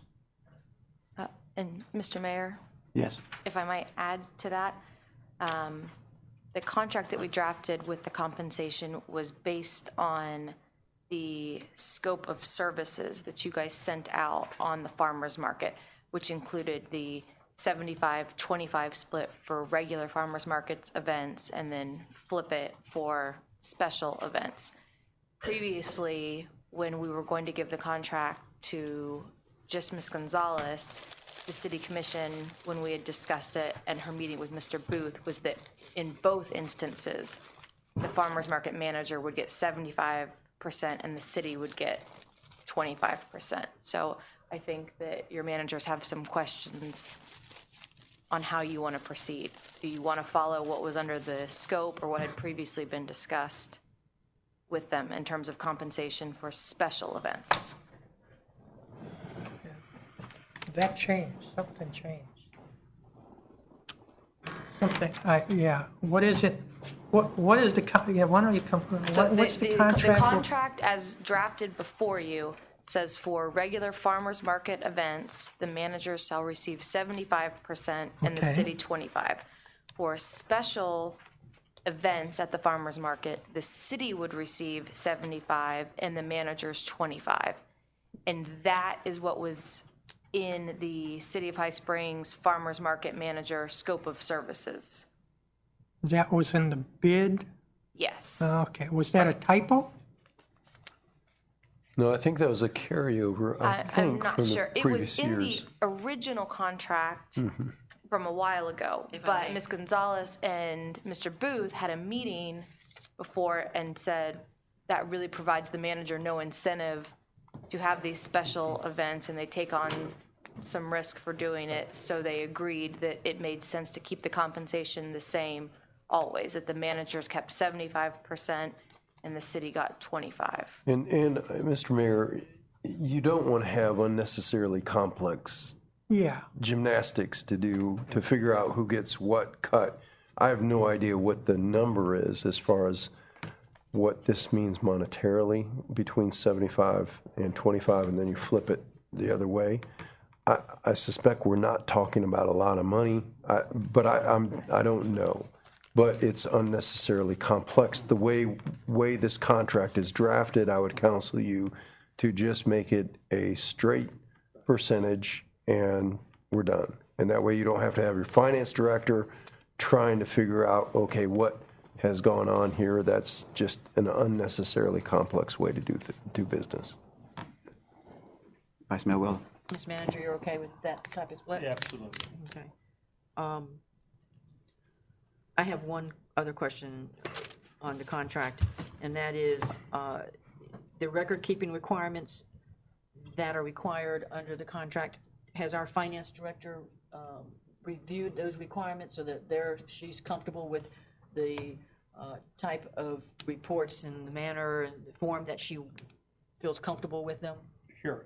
No, this happened before her time. We will certainly have her look at it, but I don't think she'll have any problem with it. I just want to make sure that something's not going to come up where she's going to come in and say, you know, I need this report done this way, or I need another additional report, and it shouldn't be a problem. Probably not, because she's been Just as doing long as it it's on the already. record, I'm Yeah. okay with that. Okay.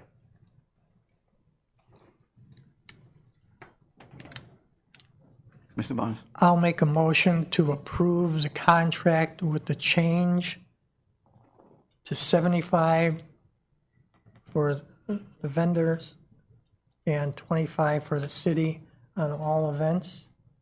And this contract to be with the Rowan Gonzalez Group.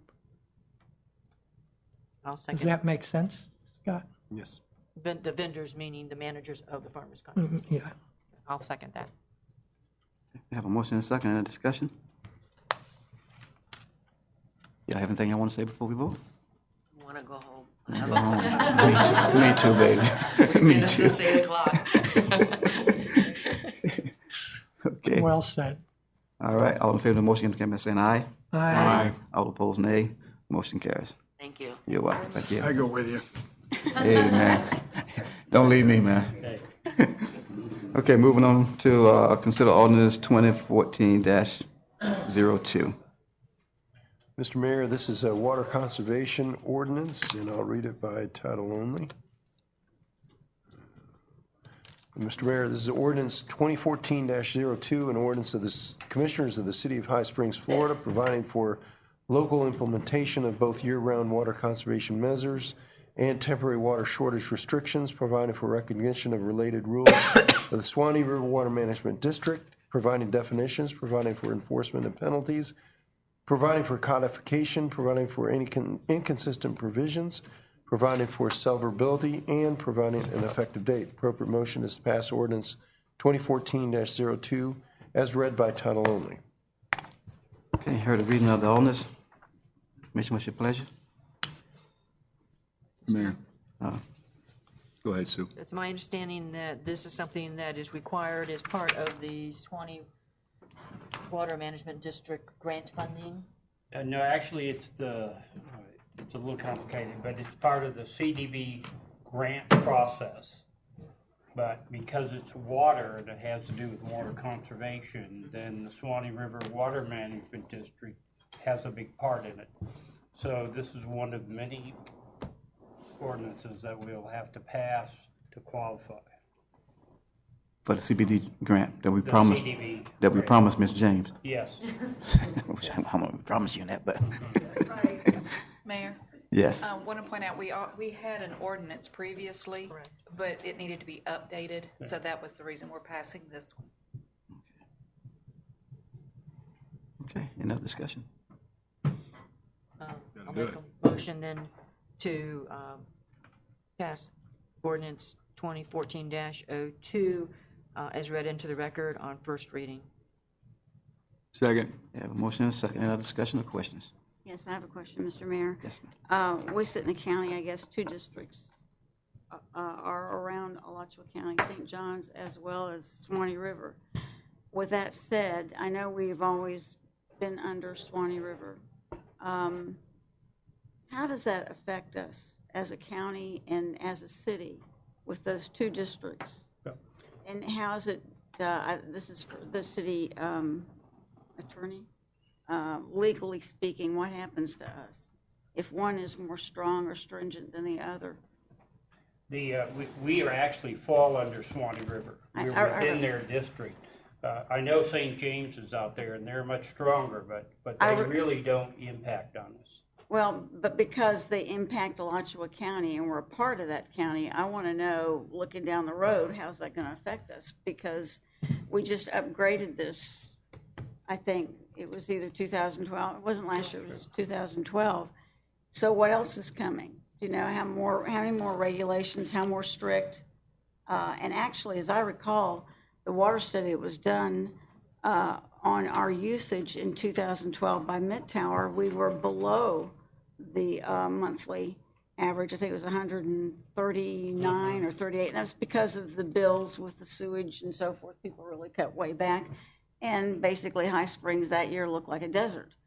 But now our usage is a little more relaxed than what it has been. People have gotten used to what's going on. Some people, anyway. My concern is the regulations from 2 different districts that govern in our county, and how is that going to affect us in the future? There's a move afoot, Mr. Mayor, to coordinate between Suwannee River Water Management and St. John's, and to try to make the rules and regulations consistent between those 2 districts. So I know there is a major move afoot between the districts to try to get that done. And my view of it is that you are going to see a lot more activity with the water management districts over the coming years. That's something that's definitely coming down the pike for ag usage, commercial, industrial, and residential. City's going to be impacted by that greatly.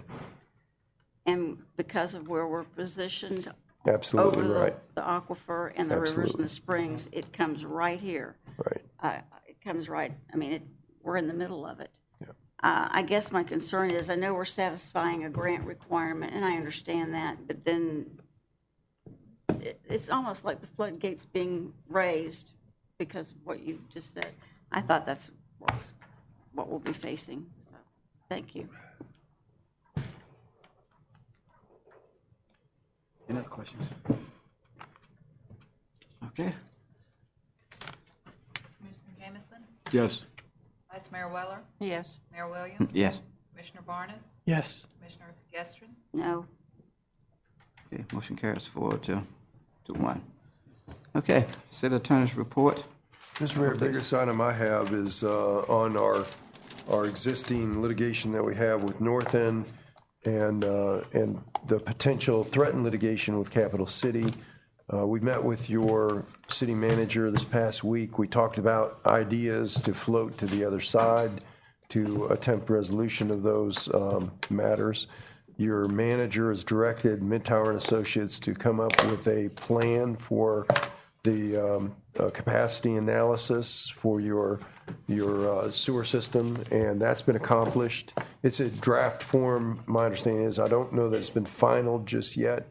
And the basic gist of that Midtower analysis is that looking at the growth rates for the city of High Spring over the last 5-year period or several year period, you're running about a 2.5 growth rate, and they're calculating the new usage on your sewer system at a capacity of 2018 through 2019.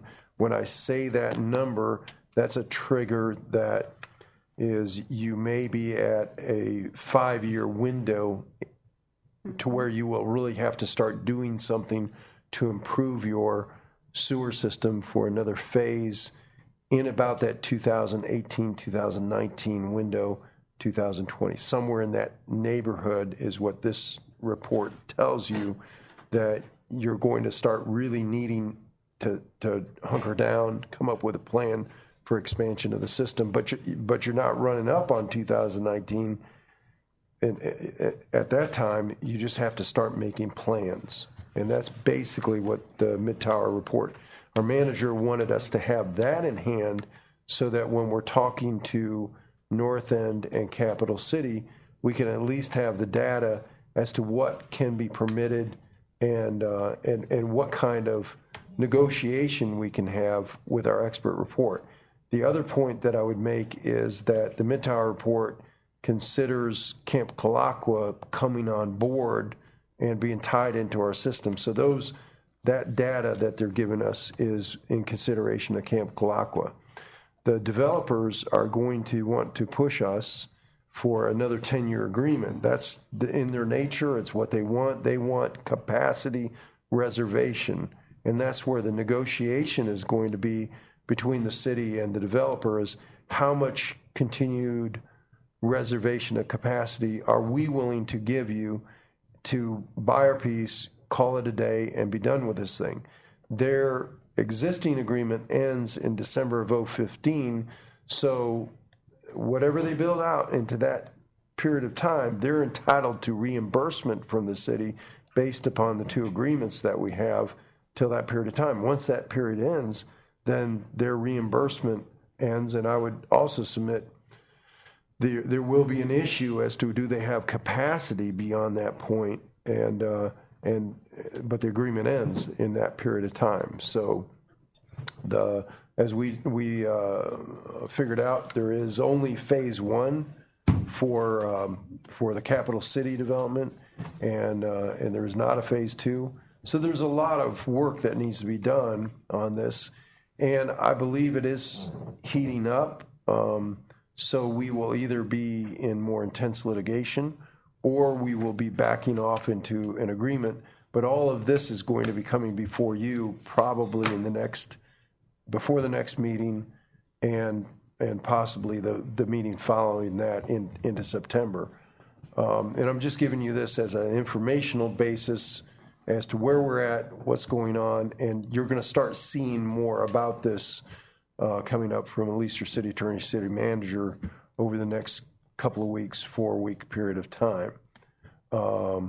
And I would anticipate that your manager and your attorney will be having conversations with you on a one-on-one basis to give you information to tell you, okay, this is where we think we're going. And if we see the need for a shade meeting, then we'll call for a shade meeting. And that, of course, can be done so that you can talk to us and gain some insights and give us direction on what you think is appropriate in these negotiations. So that's where we're at, Mr. Mayor. All right, thank you. Courtney may have some other things she may want to add to that list of what I talked about. I don't mean to cut off your manager. You might want to speak to what I just said, too. No, I agree, and we're certainly watching that. The only thing I disagreed and I talked to Midtower is it appears our growth really is at 5%, not 2.5%. You know, they took in the data from the last 5 years, and we all know that was flat. As I'm going to talk about it, this last month was another $1 million month that we had in the building department. So it appears 5%, which will hasten the end of the capacity at that sewer plant. But I'll talk to that in a minute when it's my turn. Okay. Just two kind of quick. We are having another PBA negotiation here at City Hall August 28th. And we think we're still on track to hopefully get an agreement before the end of this fiscal year. And the second update, in November, we had told you that the city had settled the case with Mr. Pritchard. At that time, the settlement papers weren't signed and no check was cut. The city's been working on finalizing that, and it now appears that Mr. Pritchard has filed a motion to reopen the case, claiming that his attorney did not have authority from him to settle the case.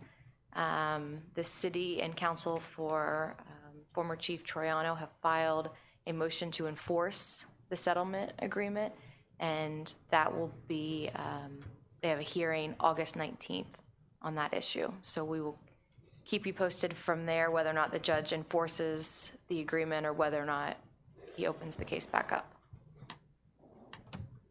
Is that under insurance or is that under us now?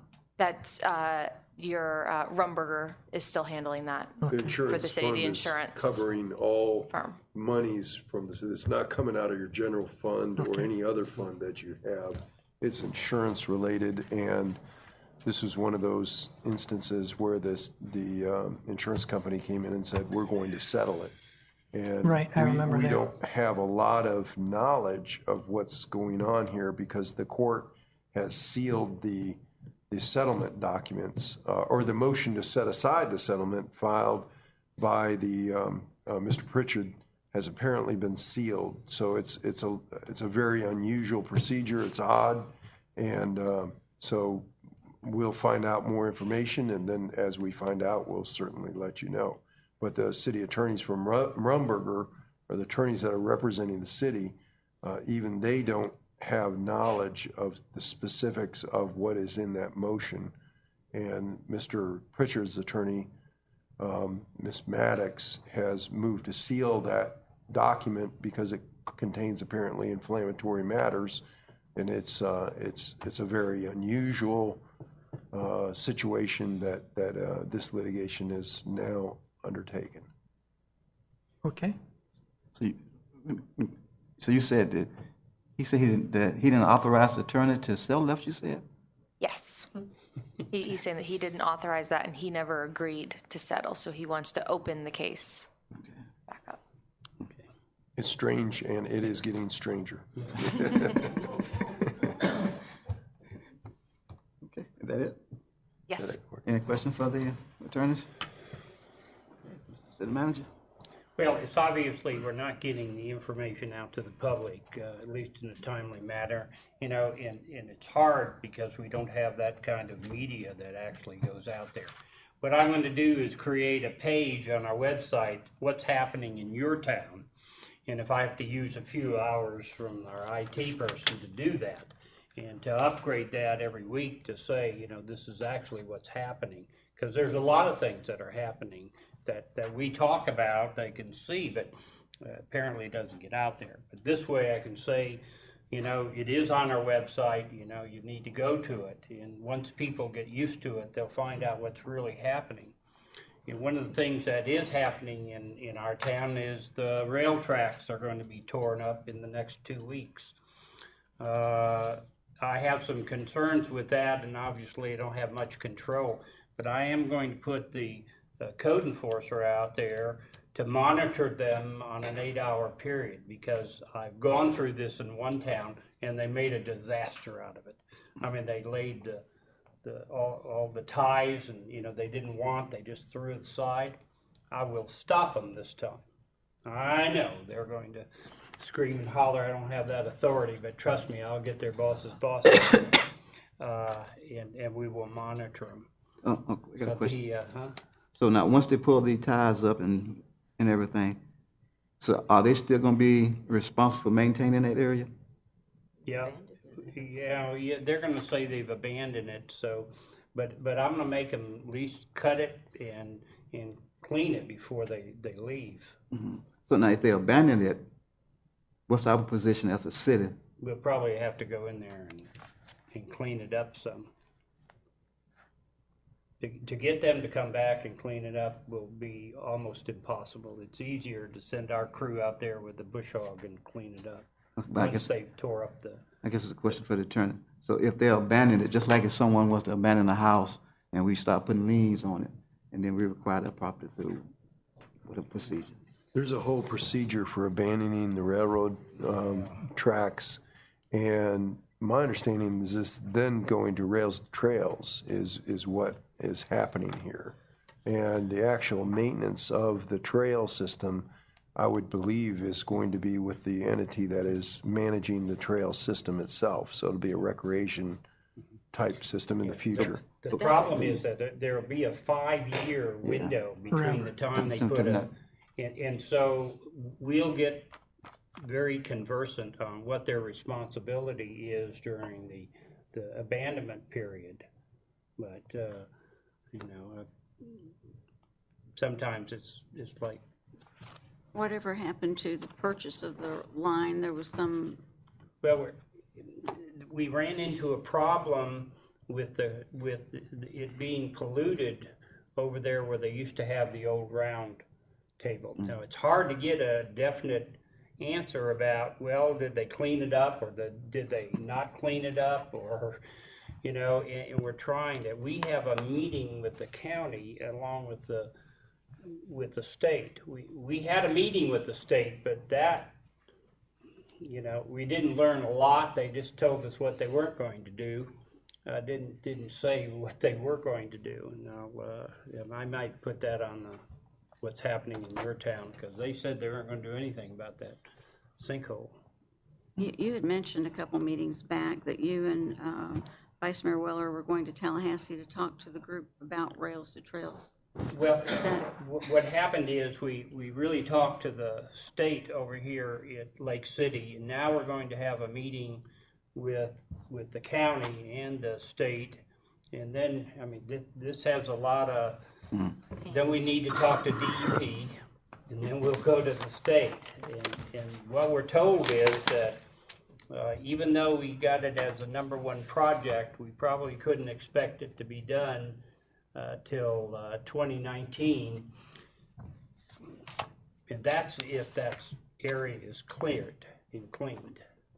And so there's a lot of research that needs to be done.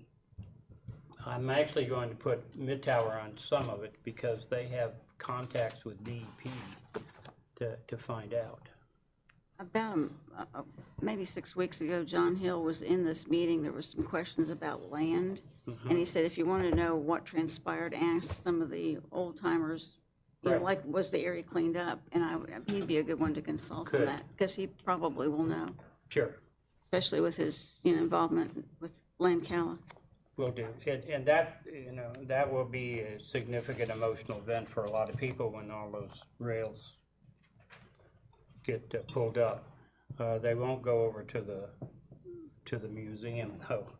You know, I'm going to put a stop on that.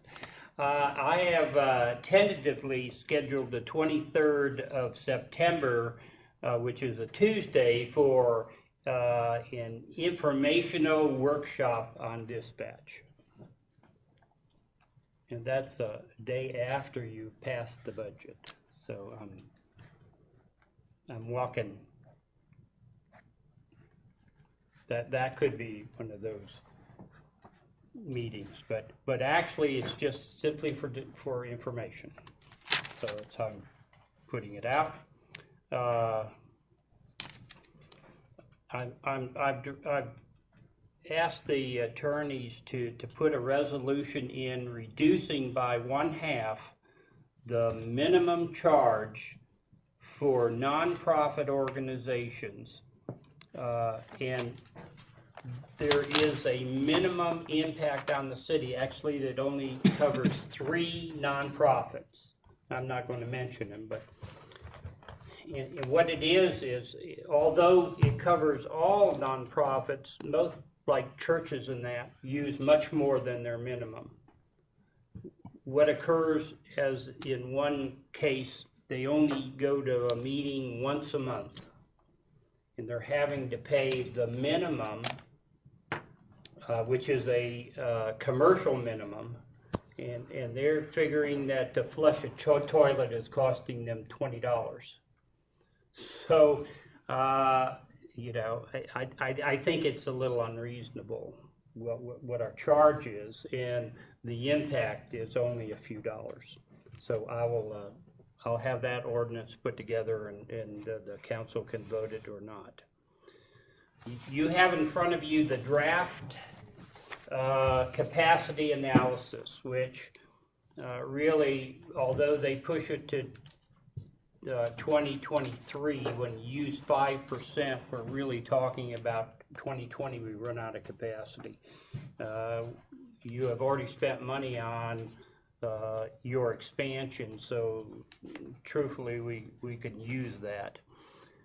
What's interesting in their analysis is, even though we've connected 100 new homes, capacity hasn't changed. I can't tell you why. You know, it's like the water system, you know. I have no idea, but the capacity hasn't changed, and we have added 100 new customers. That's part of the $1 million building expansion every month we've had for a number of months now. So the building department's really working hard, but they hold tight on their analysis. It could be that the original, or what we based it on, was a little flawed. They did a little better analysis this time. So if you have time.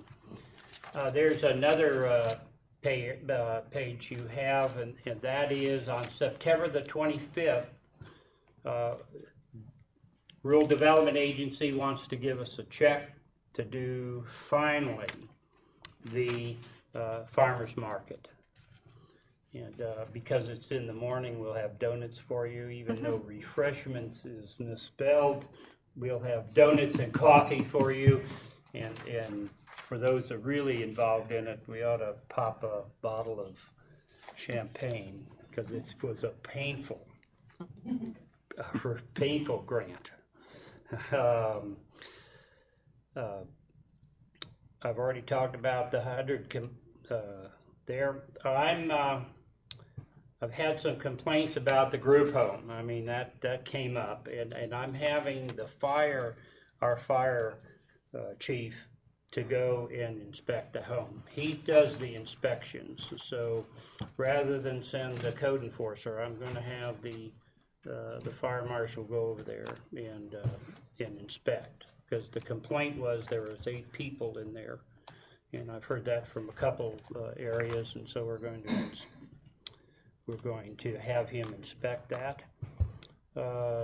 I'm going on vacation. Well, no, not the 13th, because I'm leaving with you all, and from the 17th through the 26th, I'll be on vacation, and Jenny will be in charge, and there'll be a letter out. And that's it. I think so. Yep. Any questions for the city manager? None? All right. Commissioner James? I'm good. Commissioner Gastron? Thank you. Let's see. I thought the group home had been, when we had that discussion in the meeting, that they would be given a 3-day, that we'd have another meeting or a hearing or something. Whatever transpired with that decision? It was, the neighbor decided that it was state law, and a hearing was not requested or it was turned down. And our land use is incorrect. I mean, it is in many ways. And so that's one area that we've taken out because it's against state law and you can't do that. I noticed in the land development code that it is listed that you could, so I mean, that's going to be addressed. Mm-hmm. Also, I still would like to see the contract we have with the North Florida regional planning group for the redo of our comp plan and land development code. I guess, contract for that services. Because the document we had was, I think, passed in 2011. Mm-hmm. It was. So I think that's important. I don't know exactly how much was spent on that book originally, but and that's all I have. Thank you. Commissioner Barnes? Oh, yeah. Growth in sewer and capacity, I believe that the numbers were flawed. Okay. The early numbers were flawed, and then what has also happened to keep that number lower is conservation.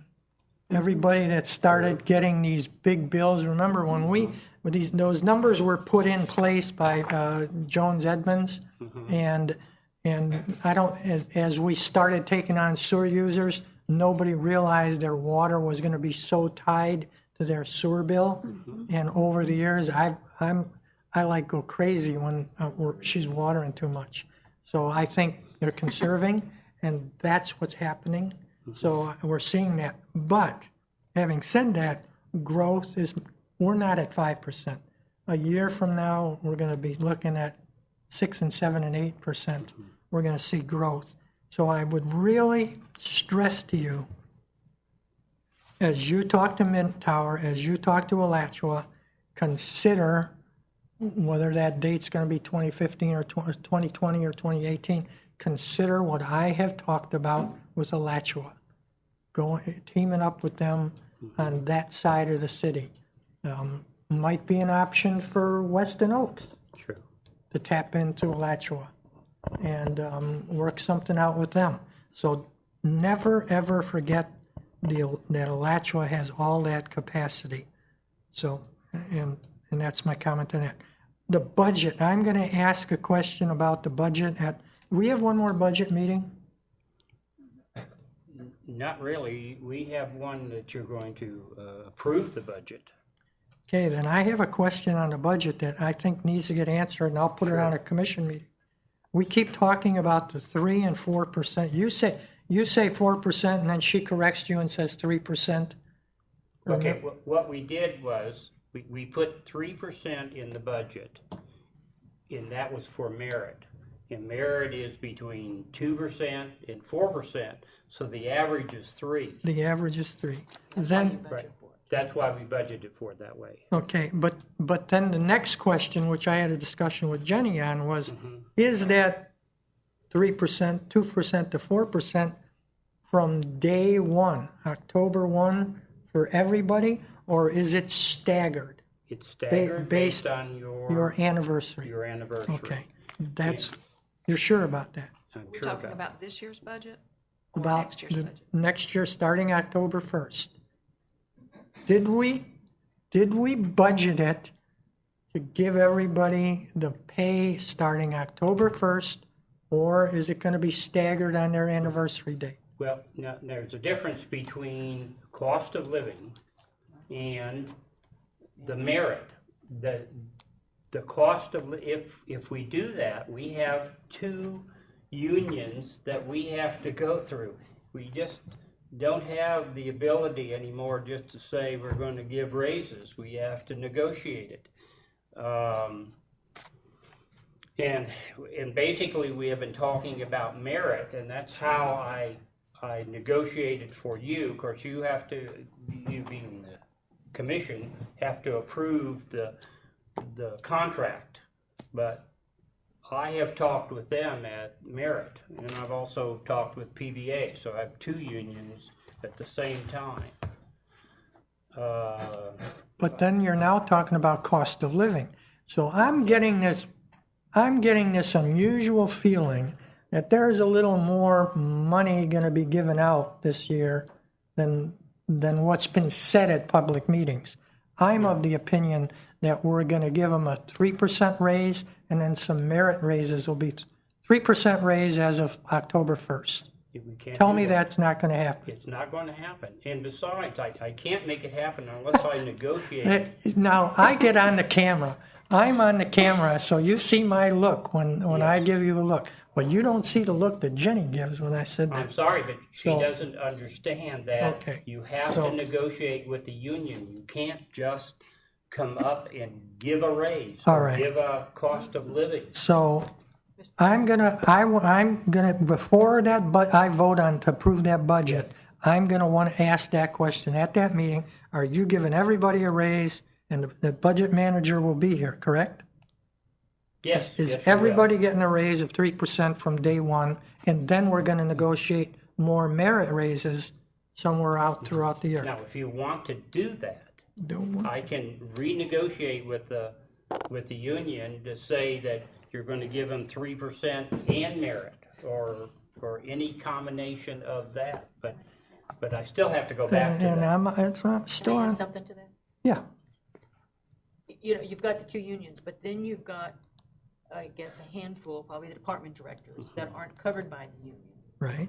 Okay, that as a commissioner, that you could say, we're going to give them, you could say, we're going to give them a 3% COLA, and we're going to give them a 3%, and include a merit increase. Or you could say, we're going to give them just a merit, or you can say, we're just going to give them what I call across the board a COLA increase.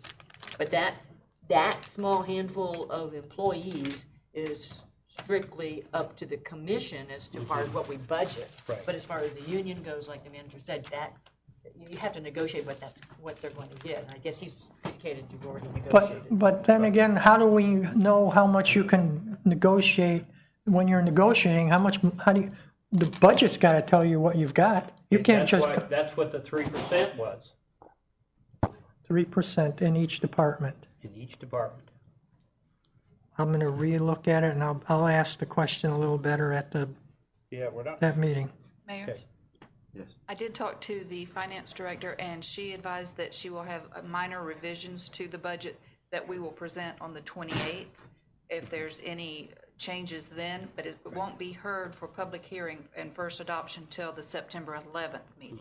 Okay, So you actually have 3 more hearings on the budget. Okay, so there'll be some hearings, because my conversation with the finance director that I had, I remember that we talked about the $60,000 that Yes. was out there. She said something, well, that's gone. It's going to cover something else. So the full commission doesn't know that story yet either. So she's got to present that. She found I don't know she that found story, where so- she's got to use it somewhere else. So remember there was $60,000 for what?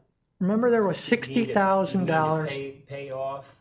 that we had Regents. somewhere in Regents Bank or something, And then, Well, I had to sit down and talk. but to there her. was another 60,000 she was going to use with the reserve that's in the Regent's bank account to pay it off. Right. And so I said, oh, well, that 60,000, remember at the meeting I had said maybe David could use that 60,000 to hire some employees. So there's The reason is because it's all impact fee. And so it cannot be used for anything but for paying off that loan or for new. No, there was another 6,000. Okay. I'll make my notes and I'll bring them back, but at least I know there's going to be a couple more meetings possibly to discuss that. Getting the news out to the people, your High Springs, you're getting news out in general. High Springs Fire Department has a very good Facebook page. I would suggest the city consider a Facebook page. If they want the Facebook page that I manage, that's called High Springs Florida News, you can have it and you can take it over and put news out as High Springs Florida News. I'll give you that page. I'll just sign over the admin and you can have it. High Springs Florida News. And the fire department has thousands of followers. So I think that's a good way to get some of that out. Bear with me here. Talk to you about the capacity. In the group home, somebody called me up and said there's a predator living over there. And I don't want to get deep into that. Yes, sir. But let me just say this. I want this for public. I said, well, I wonder how many predators we've got sexual predators in High Springs. I did a search from the core of the city for 5 miles around. We have 29 registered in our area. I found that very interesting. And if you want to find out how close they are to your house, you can go to the website and find out. Because I found out they're very close to somebody's church. Anyway, the next thing is I got a letter from the High Springs Fire Department that was forwarded to me about a conflict I had at a previous meeting on the 24th with an officer that I felt was out of line. And I sent an email to the city attorney, city manager to meet with me about it. That never happened. I've decided I'll take care of that myself. Watching the video was very interesting. What went on at that meeting, what happened with that meeting, who was here, who was texting, and who walked out of the meeting. So that in that letter that I received from the officer, there was a suggestion, and I will take him up on his suggestion and follow up on it. So I'll leave it at that, and I'm done. I don't have anything. A couple of things here. On tonight, city manager and Vice Mayor Weller went to Alachua for the meeting with the Chamber of Commerce to talk about the surplus tax for transportation. So they promised they're going to be putting out information on that. So please keep up what's going on with that. And we are on the list on that. They say expected completion 1 year to 8 years. I don't know if it's going to be the list they're going to have or not, but we're third on the list for 236. And that's from Northwest US 441 to I-75. How do we get that from number one? We were number one. So, I don't. They always had that as number 3, but when they were here, they said it is so bad that they will probably bump it up. Yeah. And the pictures they showed of the bad roads, we would love to have those bad roads on 236. I mean, they look pretty good to me. Yeah. So stay attuned to that and see what's going on with that and vote how you please on that tax. And also, as the manager was speaking, the manager, Vice Mayor, well, Commissioner Barnes and I will be traveling to Hollywood for the Florida League of Cities Conference. We'll be leaving on Wednesday, the 13th, and returning on the 17th. So you got any problems? Hollywood, Florida. Hollywood, Florida. Not Hollywood, California would be nice. But that's all I have. If nothing else comes before this commissioner, entertain a motion to adjourn. Motion to adjourn. Meeting adjourned. Is it too late? Tell your friends. Shut down. That type of attitude make me close my mind about that.